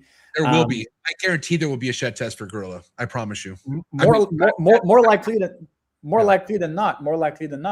But if at some point we end up figuring out a way to really isolate the Scrambler outside of Orange Dream, again, if it's possible, I don't want to stand my case being like, it's cut dry. That's the reality. There's all sides of the coins are kind of true at the same time. I think that if we manage to isolate it, I don't see why we would not be able to have a shed test. It would work like any other genes. That's if we're able to isolate it. If not, if the worst case scenario is that, or best case scenario, depending on your perspective, is that Scrambler OD are the best looking OD out there, well, go buy Scrambler. So good. They look freaking insane in some clowns. Like I've hatched clowns that are like you can put up on the screen. I made the that recent one. It's pretty close on my page. It's what up right now? Yeah, it's right above white background, black gorilla. I see it. It's real. So, but then you guys can admit, I know Emilio has already admitted to this, but a project is only a project, or at least best case, a project with shed testing. I don't know. We had projects before it. Right. But what's the deal with those projects? Are they still popping? Are they still popular? Or did they kind of fall off because there's no shed testing? I mean, there's no shed test for Redhead, but it's still a great gene. Redhead's kind of new though, right? Redhead's still Redhead just started blowing up like 2 years ago. No, more than that. I'd say the Redhead clowns from Justin were, I don't remember exactly the timeline, but they were maybe 5 years ago. How long ago? 5 years ago? I could have sworn I could have sworn the first Redhead shit I saw was Chad Holker putting it on his table like 2-3 years ago, and that's when I really started seeing it. Yeah, but also, guys, there also has to be a massive demand for the shed testing to shed test companies to put money into developing a shed test for this animal. If it's 100%. A new project and no one really has the animals out there to get the shed test going and make money, it's going to take a minute. It can take a very long time. Take a very long time. Yeah. And there's some that just won't be that. I mean, yeah. Yeah. And that could be lineage driven or whatever it may be. We really don't know. I mean, and even if there's no shed test down the line and it's only a lineage stuff, if I'm starting today, I want to get the best line of everything I have. Mm-hmm. I want to get the single best line of chocolate, the best line of hypo, the best line of OD, the best line of whatever. And if at the end of the line, you're telling me that Scrambler OD is the best line, that's what I want. And that's what I care about. I want to make the best looking snakes. But that's on new people to reach out, ask questions, be informed. And man, you go on MORPHMARKET right now, there's so many snakes that are mis-ID'd. Oh, big time. So many snakes and expensive ones or mispriced. And it's like, there's no way on MORPHMARKET to massively be like, dislike button. This is not what it is. It shouldn't be sold. Someone new is going to get trapped there and buy this animal. And it's wrong. It's wrongfully ID'd by lack of knowledge, by whatever. But there's so many out there that are poorly ID'd. And I guess it's part of being new, but just surround yourself with the right people.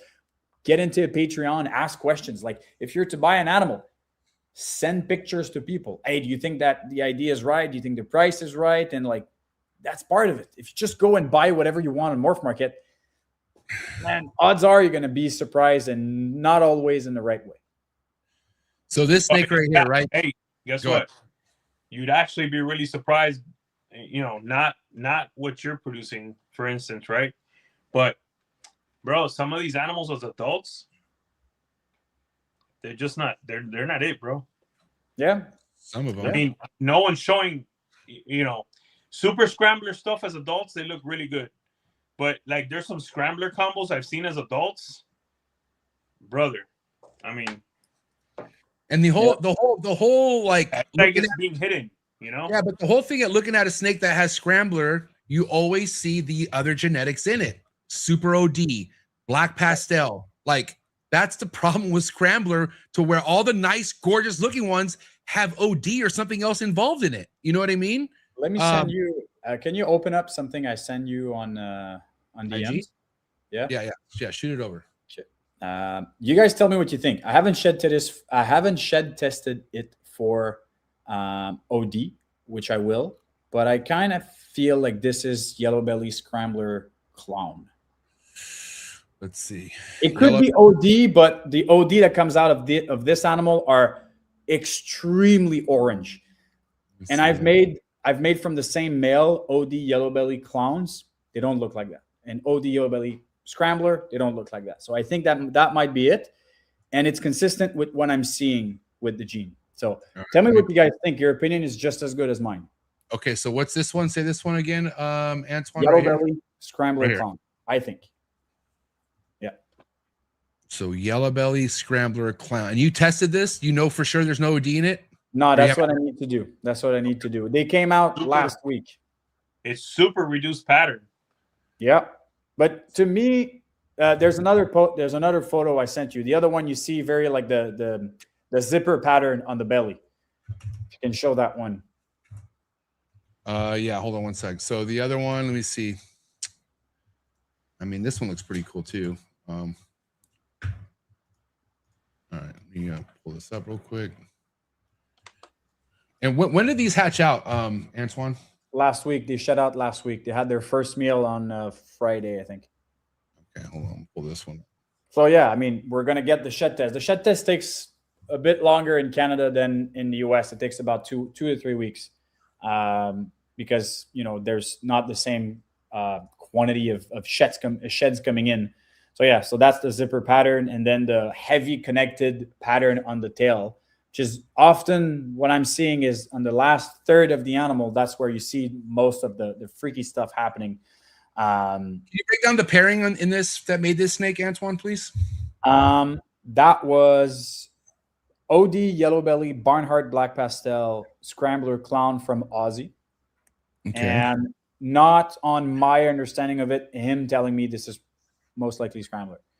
There's no calico on that. I'm sorry, dude, but you're so OD in this.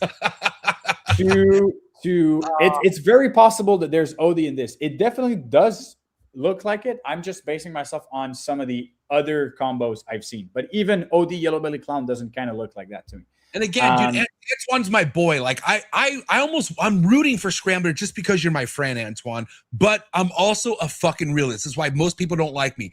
I say it how it fucking is. And if you were to tell me that this came from a pairing with no OD, no black pastel, Scrambler and yellow belly, that's it, then I would be like, holy shit, maybe he's onto something. But it's always OD in the mix. That's the problem. It is because it comes out of it. So it's like if you try to have a red gene without blackhead, there's not many of them out there. And you want another hot take? You want another hot take, boys? And I know some of the people might not like this, the Justin haters, but how come Justin won't touch Scrambler?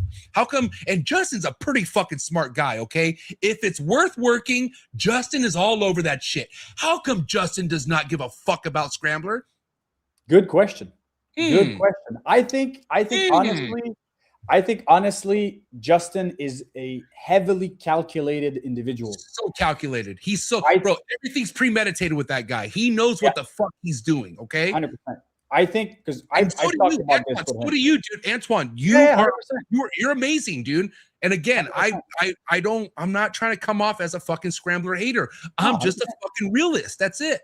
And it's important to be that.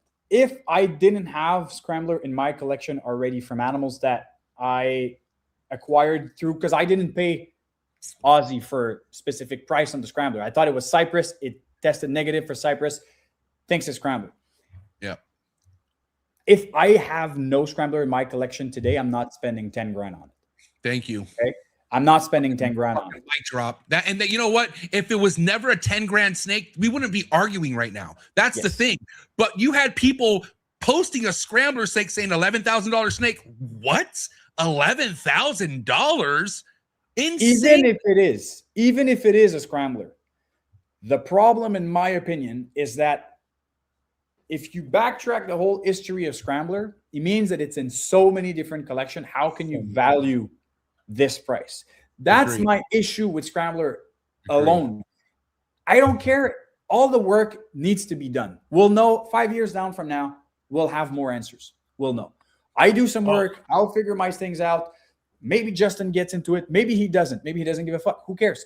At the end of the line, we're going to figure out what we have in the breeding room by breeding our animals and letting time pass. My issue with it is spending that much money on a project with Ridiculous. uncertainties. And it's the same thing with gorillas, the same thing with Cosmos, the same thing with all the other stuff. And it's a great kind of subject to tie in everything we discussed before. Yep. And let me say this. The uncertainty was everything that we were bringing up mainly. Yeah. I always said the animals were beautiful. Me too. I thought they were lineage driven. Me too. I always said the animals were beautiful. Me too. My problem was rookies that don't know shit That spent the money. trying to sell They Scrambler spent the to money. people that don't know anything and take advantage of the lower and mid-tier people because Yep. they were not selling to the high-end people. They Thank were you. not. Thank you. You know, and Antoine, this is just a frustration. Bro, I love everything we're talking about. I love what you're talking about. It's just, to me, we come off as haters. No, you're protectors. bro. Like you're It's trying not to that. keep people away we are from highlighting spending too what much you- money. Yeah. We're highlighting in another way what you are as well, and you're kind of in the project. or in He the is, project. he's in it. No, he loves it. And that's Yeah. true. Yeah. So I am in it. there is uncertainty. So for someone to go on there and say, there was these new influencers saying, "Oh, I paid $10,000, $15,000 for a super scrambler lavender pie." Bro, that makes an impact on people, man. It does. And other It people makes an eat that impact up. on people. And guess Other what? yeah. You know what? A guy like Justin would. I hope he doesn't get upset at me. He laughed and told me, "I probably have it here. If it's He probably a gene, does. it's here. He probably does. If it's a gene, it's here. If Joe Schmo thinks he has it, why wouldn't I have it? Why wouldn't I have it? I You brought have animals OD in from your Ozzy. collection? When Emilio, you have get OD? animals from Ozzy, you're getting animals in lineage for free sometimes. Yeah, you could go on Ozzy's page right now, and we could point out the animals that I think have Scrambler. I Yeah. can point it out. If it's lineage, if it's a gene, if it's whatever, if you can start to point it out, there's definitely something out there. There's something Well, hold on. Can't you do that with high OD though? Can't you kind of point out high OD shit from the regular OD stuff? Because I can. I've seen the difference. Okay, so back in, when was that? 2019, I think. We got a super high OD 1 dose. And I'm not stating any opinion, just saying what we got. Okay, super high OD, 1 dose high OD, 1 dose regular OD, Fire Leopard from Oz. Okay, we paid, it's my partner Brian at NBK. He paid good money for that animal, good friend with Oz, some trades, whatever. When I bred that snake for 4 or 5 years in the babies, and I lost my previous Instagram account, but I had a picture out there of 2 babies from that male, high OD and OD. The high OD is rich dark orange, and the OD single gene was clearer, cleaner, lighter. That being said, can I pick it in 2, 3, 4 genes? No, I can't. I personally can't. In a single gene, when I hit the single gene, I could. But when I was selling those animals, I was never selling them as high OD. Because couldn't see him. In my mind, what I'm selling is, if you think it's the nicest snake, you're going to come to my table and you go buy that animal. That's all that matters. So if you tell me that half of my clutch is going to be a better example, ka-ching, perfect. I'm happy. But I'm not going to go ahead and label it and charge more and whatever, because, man, I don't have the knowledge. And I think I'm humble enough to say that, like, I don't have the knowledge or the understanding of the gene to be like, this is it. Boom, this is it. Odds are, honestly, my yellow belly monsoons that I made last year, I suspect the grandmother to be Scrambler because of all of the combos I've hatched. And my yellow belly monsoons looked a lot different than all of the other yellow belly monsoons I've seen. I suspect that they're yellow belly Scrambler monsoon. You ever see me post that? Never. That's what I suspect. But I need freak, man. Another 6-7 years to figure that out. If they are, or if they aren't. I need a sample. I need to compare pictures, patterns, trends. And I just don't want to jump to conclusions. So yeah. You got guys labeling their stuff from the mastermind, right? Of the lineage, or whatever you want to call him, Oz. You have them labeling their stuff Scrambler when he does it. Right. Because that's it wasn't a fucking problem. Right. The problem was Scrambler ended up in the wrong person's hands. That's what it was. And to me, that's the problem I have. And then you receive emails. You receive emails that are properly worded to protect yourself. Yep. The seller, Scrambler, or something else. That's a problem, bro. But what you just said about problem, what you just said about Ozzy not even fucking IDing it or wanting to put it in it because he's not because he's protecting himself. He's smart. He's too smart. His level of customer, and he's not greedy, is buying specific pedigree that is proven. Yeah. You want to know what fucked up Scrambler? Ego. That's what fucked up Scrambler. Yeah. So again, guys, my problem is, man, the animals are fucking insanely beautiful.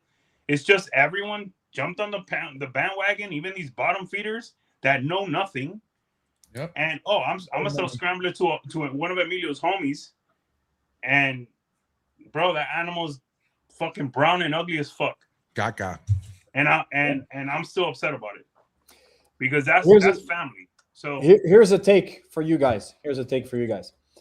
So the main two guys that work with OD are who? Mark Mendick and Ozzy. I think we can agree on that. Yep. We're the two OGs. Ozzy started the project. Mark bought the first supers, and they built their collections on bright orange snakes. They're both amazing two people that understand this gene the most on the planet. They're the two people that understand it the most. And two highly respected people, by the way. Two highly respected people that are in there for a long time. Justin doesn't have as many OD. I feel like he kind of left that for those guys. He knew that they were in their niche.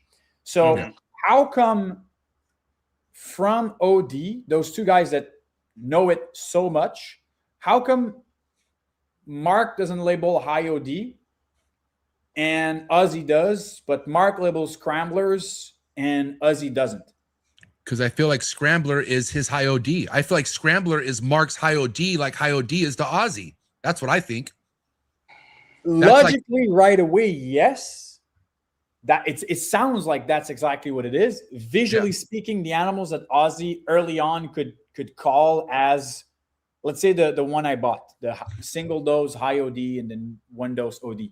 That snake never threw anything that looked like Scrambler. Never. But it had one dose of IOD.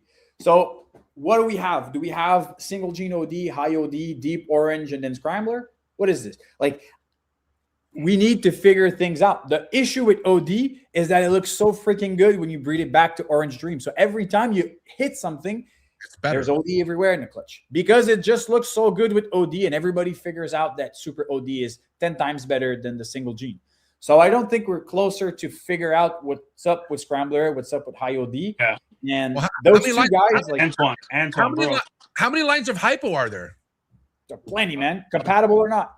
But There you go. Think about it like this, bro. I think about how many animals this Ozzy and Marcus Have made have made better and better and better and better and better years, and better. years, and better. years of time. life. It doesn't stop, bro. Years. Yeah. And you know that Orange Dream stuff, it just continuously gets better Big as time. you add every gene that helps it Yeah. better and better and better and better. And I don't know, Slumber. hopefully that's what we continue to see with this stuff. And at the end of the line, we won't come in an agreement on this, and it doesn't matter anyways, because the agreement, it doesn't have to be. The agreement is Uncertainty. uncertainty, and the animals, if you line breed them, this with anything, are going to look freaking amazing.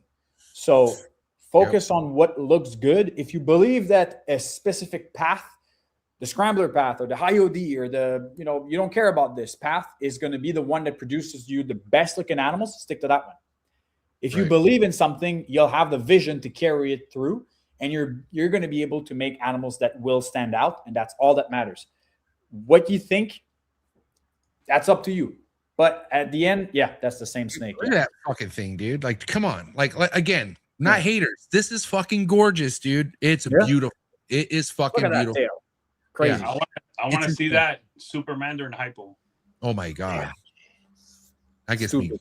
Yeah. I have to go change my pants. That was too much. That's crazy.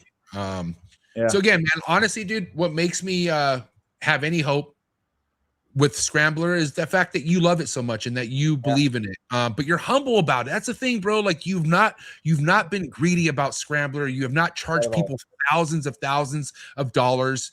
You only label what you are producing and keeping as Scrambler. You know what I'm saying? So yeah, I mean, I in all honesty, I sold some Scramblers higher than what the non-Scrambler combo would be, but I didn't sell it for 10 grand.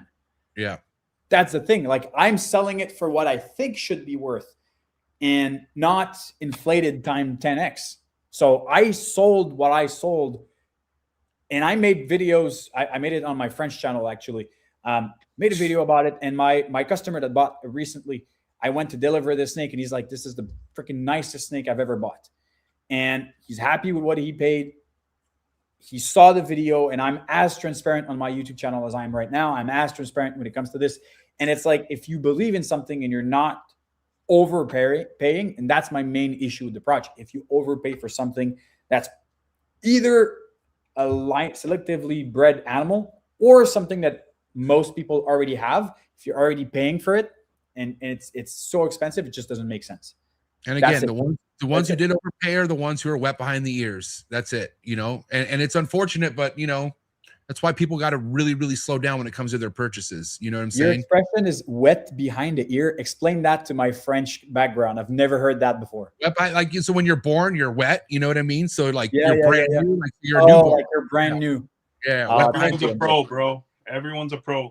Have you ever had a guy, a brand new noob, try you, dog? Like, Dude. with the amount of experience you have, Tell you, like, bro, Dude, catch okay. yourself, dude. I had a guy. I should have been Antoine before Antoine. Like, like brother. Dude, I had a guy once, a noob, like he had bananas and pastels and lemon blast. And he comes to my collection because he's picking up like a puma. He wants to get into pumas. And that was, I don't know, 5-6 years ago. And he goes and he looks like some animals. He's like, nah, that's not what it is. Like, it's possible. It's like, yeah, no, that's too white. That's not what it is. And pulls out another animal. Nah, that doesn't have OD. Bro. oh my god, Yes, it does. Pulls out the other one. And he start like acting like he knows all these shits. And I'm like, dude, that's a super pastel that gave me pastels all its life, and you're telling me it's not pastel, not even pastel. I mean, I don't know what to tell you, but people are entitled to have a strong opinion, and yeah, go for it. It's a shame, but it is what it is. 10,000 hours, baby. Yeah. 10,000 hours of YouTube. Guess what? Yeah. You better own it. That's all I got to say. Is you better fucking own it. Even That wrong guy's or not right. there anymore. Yeah. Say that one more time. That guy's not there anymore. Oh, what do you know? What are the odds that he's not around no more? Isn't that funny? Spent 20 grand, bought some ARS racks, bought God. all the wrong animals, mis-ID'd, complained that the market was not great, got out, and still thinks that ball python sucks. But, you know, it is what and it it's is. sad. Just going off statistics, there's a few people in this chat that probably won't be here a few years from now. Sorry, just saying. It's the same thing if you open up a restaurant. Statistically. Listen, you go out there, you go and I always make analogies with food because I know a lot about that, but like, you go eat at a restaurant, there's how many shitty restaurants out there? Plenty. With people claiming, oh, that's the best taco I had in my life. You go there and it's garbage. But other people's opinion will be like, oh, this is great. But then there's a few restaurants out there that have lineup and you can't reserve a table because they're absolutely amazing. And people that recognize that will go there and that place is not going to shut down. And that's the same thing with breeding reptiles. That's the same thing with anything in life. There's all different levels of quality. Yeah. All right, Biggie, we got to wrap it up. Why don't you give Antoine a wrap-up topic or question that you might have? Don't make me do it. Don't make me do it. No, I got you.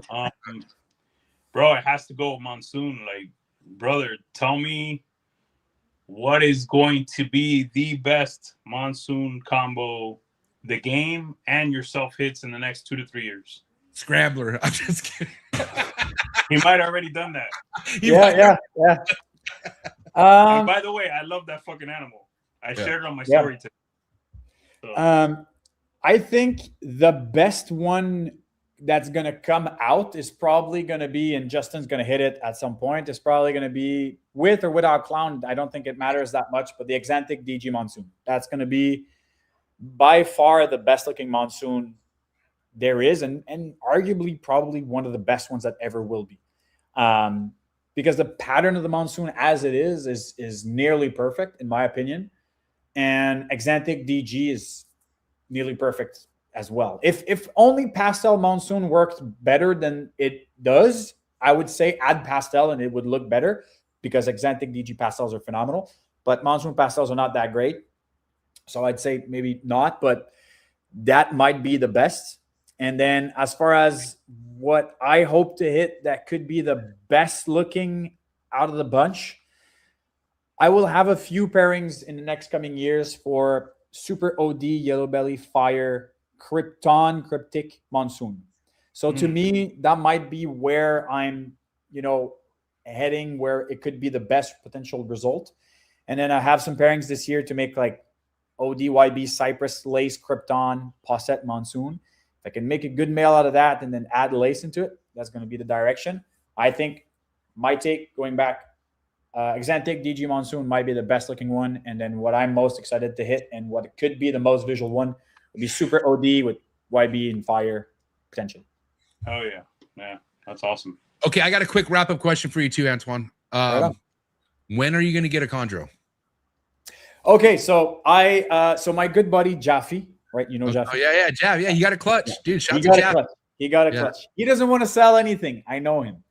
I would love to get my first one from him. So anyone listening to this that talks to Jaffe, tell him Antoine wants to buy. I mean, he already knows, but I would love to get my first from him just to support my buddy. And, awesome. I know his lines and that'd be fantastic. The reality is I will get serious about acquiring my first chondro when I move to the new facility in the fall. Damn. I don't want to buy. I could have bought some last year, but it would have been at my place and then transition that animal that's going to get established here and then move it to another location without knowing the specs of that new location. I want to be settled. Let the winter pass, and probably early 2027 is going to be when I'm buying my first one. I want to take my time. I just want to get the right animals and get them established at the right in the right environment. Damn, there you go.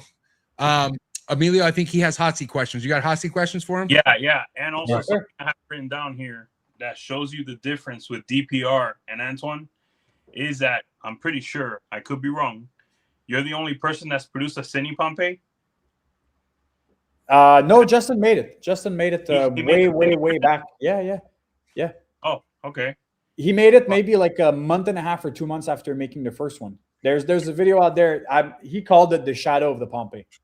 Well, I really like that animal. It looks awesome, dude. It looks awesome. It doesn't have oranges and reds, but imagine that in Exantic. I think that's going to be it's really nice. Yeah, man, I got a couple hot seats for you. For me, it was really hard to find, like I mentioned earlier, something to go against Spot Nose Yellow Belly Pain Clown, but I decided to throw something else at it, especially with the amount of Pompeys that have been hit. Spot Nose Yellow Belly Pain Clown or Lace Pompey? Spot Nose Yellow Belly Pain Clown. Yeah, I like the intricacies of the pattern. Yeah, potential and the intricacies of the pattern. Yeah. Exantic Monsoon or Ultra Monsoon? Exantic, 100%, no doubt. Yeah, that Exantic Monsoon. My favorite. KINOVA had a poll where they put that animal against the triple, the DG Monsoon Clown, and believe it or not, the Exantic Monsoon held its own right there with it. I'm not surprised. It's the one that looks the most like a Monsoon. Yeah. Spot Nose Yellow Belly Confusion, DG Exantic Clown or DG Pompey? I have to go with the ADC. I have to go with the ADC. The DG Pompey, of course, is fantastic. But I think even if you ask me DG Pompey against Pompey, I think I prefer the Pompey singular. Really? Yeah. I think the DG Pompey looks phenomenal, but the Desert Ghost kind of wiped out some of that texture on the sides of the Pompey, which I absolutely love. And that struck me as struck my imaginary way back. So to me, I would think I would pick a Pompey above a DG Pompey. Visually, I respect that. But I'm going to tell you that. I've never been the full Pompey guy. That DG Pompey, bro. You're good. We can see you, bro. You're good. My connection is on my phone, so we're good. Sorry, Emilio. That DG Pompey blew my mind. And holy shit, to me, it's one of the best snakes ever made. And then that Spot Nose Yellow Belly Confusion, DAC. Yeah. I know I'm biased because I'm an Exantic guy. Yeah. I think that might be the best snake ever made, in my opinion. It's absolutely unreal. Absolutely unreal. And it's an example of what we've been talking about most of the day or most of the night tonight of the ingenuity and the stuff we could do in the future. Paint or puzzle? Paint all day. Okay. These are two simple paint combos that I like, and I thought I'd throw it at you. Black pastel paint or hurricane paint? I'd say hurricane paint for potential. I think that the hurricane paint is I think the black pastel is more visual, but I think that the hurricane, given that you have a super and there's no black snakes, I think that hurricane has more potential long term. All right, I feel like in the future, at least with Exantic, there's going to be this heavyweight bout every year going forward, especially with where things can go with color issues. Yep. True Ghost or DG Exantic? DG Exantic for me. Okay. Cypress or Hurricane? Oh man. Pressure. You asked me 6 months ago, I'd say Cypress. Now I think I'm leaning towards Hurricane. Woof. Yeah, it's just the super form. The Cypress. I think if you remove the homozygous, I'd pick Cypress all day. But Super Hurricane is just too powerful to take Cypress. All right, so for my Exantic peeps out there, I'm gonna go into your answer a little bit. I understand DG Exantic. I have pairings for DG Exantic. I love DAC. DAC is my #1 project. I'd say going forward, I love it. But aside from the DAC, I start worrying about yellows in the Exantics. Yeah. But to be fair, with True Ghost, I'm also concerned with certain combos as well. Yeah.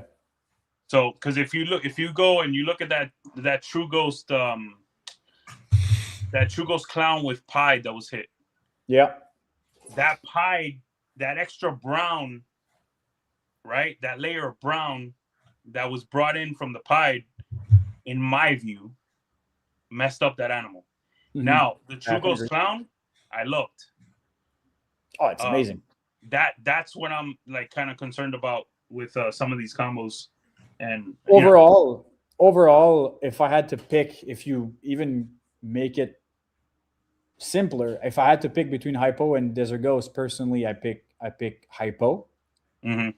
For simple stuff, when you start adding a lot and you let them age, Desert Ghost is hard to beat, but Desert Ghost transforms your combo more than hypo does. Hypo keeps the texture, it keeps Age is better. it keeps the vibe. Desert Ghost is like a slap in the face. It bolds the contrast. It like spiked up everything in the animal. It makes it amazing, but it transforms it a little bit. Like, have you ever seen any amazing calico Desert Ghost that looks like insane calicos? I've never personally. No. So it's like, it's strong, it's reactive, it's bold, but I'd still pick hypo over DG personally. I pick hypo over DG all the time, except with DG Clown and Hypo Clown. Agreed. Oh, DG all day. And I would say TG, I'm picking TG over the simple 2 gene all day, right? But once you start talking about DAC and TG Clown, while I'm going for both, yeah, I think I'm picking DAC every time. Yeah. Debatable. Let me ask you that. We've seen the hypo paint. You think the DG paint is going to be better? Questionable.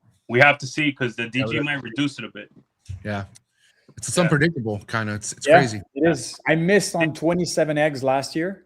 Damn. For the DG paint. I have another clutch in the incubator right now, maybe another 2 coming, and maybe DG paint clown. So hopefully I could hit it with pastel. But let me ask you this, Antoine, and I know we're we got to hurry up because I'm about to get chewed out by my wife. So okay. let's go. Fast. The hypo paint. Don't you think the hypo reduced the paint as well? I've seen some, and the one that Travis has is so badass, Okay. and it has. I haven't seen that one. I think I saw Jeremy's. Yeah, from Travis from Enigmatic Reptiles. Okay. He has an unreal example, truly unreal. But then there's different lines of paint that don't all look the same. I have ones that look more yellows, more that are more dull, and there's also that at the same time. So is it the hypo paint or the paint lineage that you have? So I'm not too sure. All right, well, it's been a hell of an episode, bro. Dude, it has.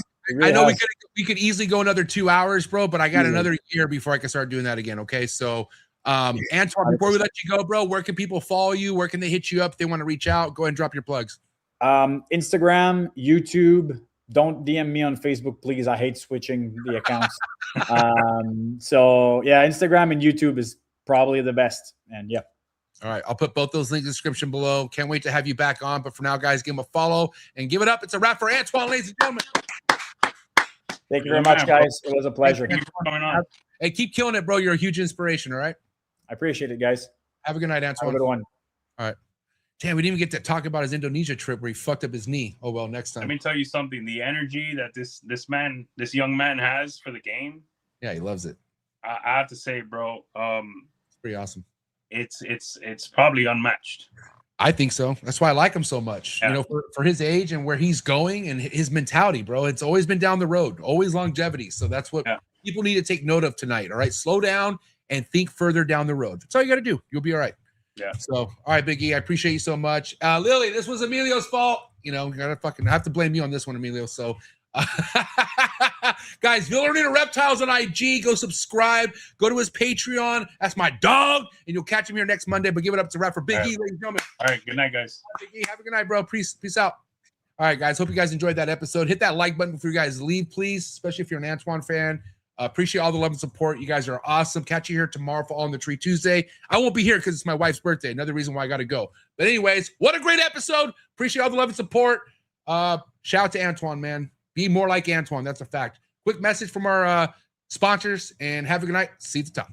Sorry for the interruption, folks, but a quick word from our sponsors. Shout out to tonight's sponsor brought to you by ZoomEd. ZoomEd is proud to be supporting the Trap Talk Reptile Network. At ZoomEd, reptiles are our passion. For over 48 years, we've been creating premium foods, supplies, and habitats for reptiles and other exotic animals. We're a company made up of hobbyists that test our products on the hundreds of animals that we care for here every single day. Whether you're an established breeder or a first-time hobbyist picking up your first ball python, Zoom It has you covered with everything you need to keep your animals happy and healthy. I'm excited to talk about this new product with Zoom Ed called the Slither Sense. It is a remote temperature and humidifying monitoring system, which we all know how important temperature and humidity is to your reptile. And for you to have remote access to your temperature and your humidity in your reptile room could really, really be a game changer for the longevity of you keeping reptiles. So guys, make sure you check out that product. Find the link in the description below. Click on it right now. Give me your feedback in the comments below. Let me know how you're liking a brand new Zoom Ed product.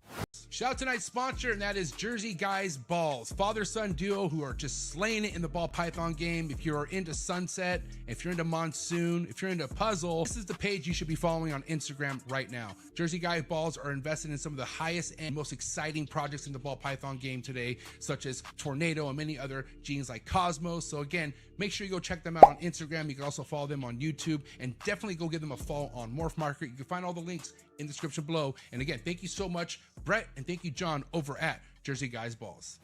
Shout out to Focus Cube Habitats, the #1 PVC enclosure in the reptile industry, hands down. Everything you guys see behind me are 3x2x2 PVC design enclosures by Stephen and Ashley over at Focus Cube Habitats. My entire room at this point, all Focus Cube Habitat enclosures, and that is for a real reason. My reptiles love them. I've had majority of these Focus Cube Habitats behind me for over 6 years now. So guys, if you're looking to expand your reptile room and get yourself some new enclosures, no better place to visit than Focus Cube Habitat. You head over to focuscubehabitats.com and see how many different design enclosures you could choose from. And you can also follow them on Instagram and stay updated with all current new enclosures on their YouTube channel. So thank you so much, Stephen and Ashley over at Focus Cube Habitats. And I think I got new enclosures in the driveway, so I gotta go. Shout out to Focus Cube Habitats, you are the best. Shout out to tonight's sponsor, and that is Clutch, the #1 organization app in the ball python game today. Also, tonight's episode is brought to you by KINOVA Reptiles, the biggest world industry leading ball python company in the hobby, in the industry. So excited to announce this partnership with Clutch and KINOVA Reptiles. No name that needs an introduction. As you guys already know, if you're looking to invest with the best, KINOVA Reptiles is the way to go. And again, if you want to be organized, if you want to be ahead of the game, there's no better organization app in the ball python game than Clutch. Thank you so much to the entire Clutch team. Thank you so much, KINOVA and the entire KINOVA Reptile team. Please continue to keep doing what you're doing. Nothing but inspiration, nothing but excitement coming from KINOVA Reptiles and Clutch. And I'm excited to have more information to announce to you guys here in 2026. Thank you so much, Clutch and KINOVA Reptiles. If you're in front of the line, cutting edge, high-end ball python projects, you don't want to miss this. Shout out to Teresa and shout out to Devin over at PRAGUE MORPHs, the heaviest hitters out of Europe currently in the ball python game. If you're into the double, triple recessives such as Puzzle, Hypo, and other amazing recessive, incomplete, dominant projects, and make sure you head over to PRAGUE MORPHs right now on Instagram. Check them out on YouTube. You can find all the links in the description below, and many more updates with RGI and PRAGUE MORPHs to come. So again, thank you so much, Devin and Teresa over at PRAGUE MORPHs. Cannot wait for many more collaborations. Thank you for all the fellow support. Thank you so much for anyone who watches the Trap Talk Reptile Network. Hit that like button. If you hit that subscribe button, hit that notification bell, you'll be notified of every new episode dropping here out of the network 7 days a week. And also by hitting that like button, hitting that subscribe button, it pushes this network out to other new keepers coming into the hobby. So by you doing that, it does more than you think. So thank you so much again for all the support. And if you're not already a subscriber, please hit that subscribe button. We're doing big things over here and we really appreciate it.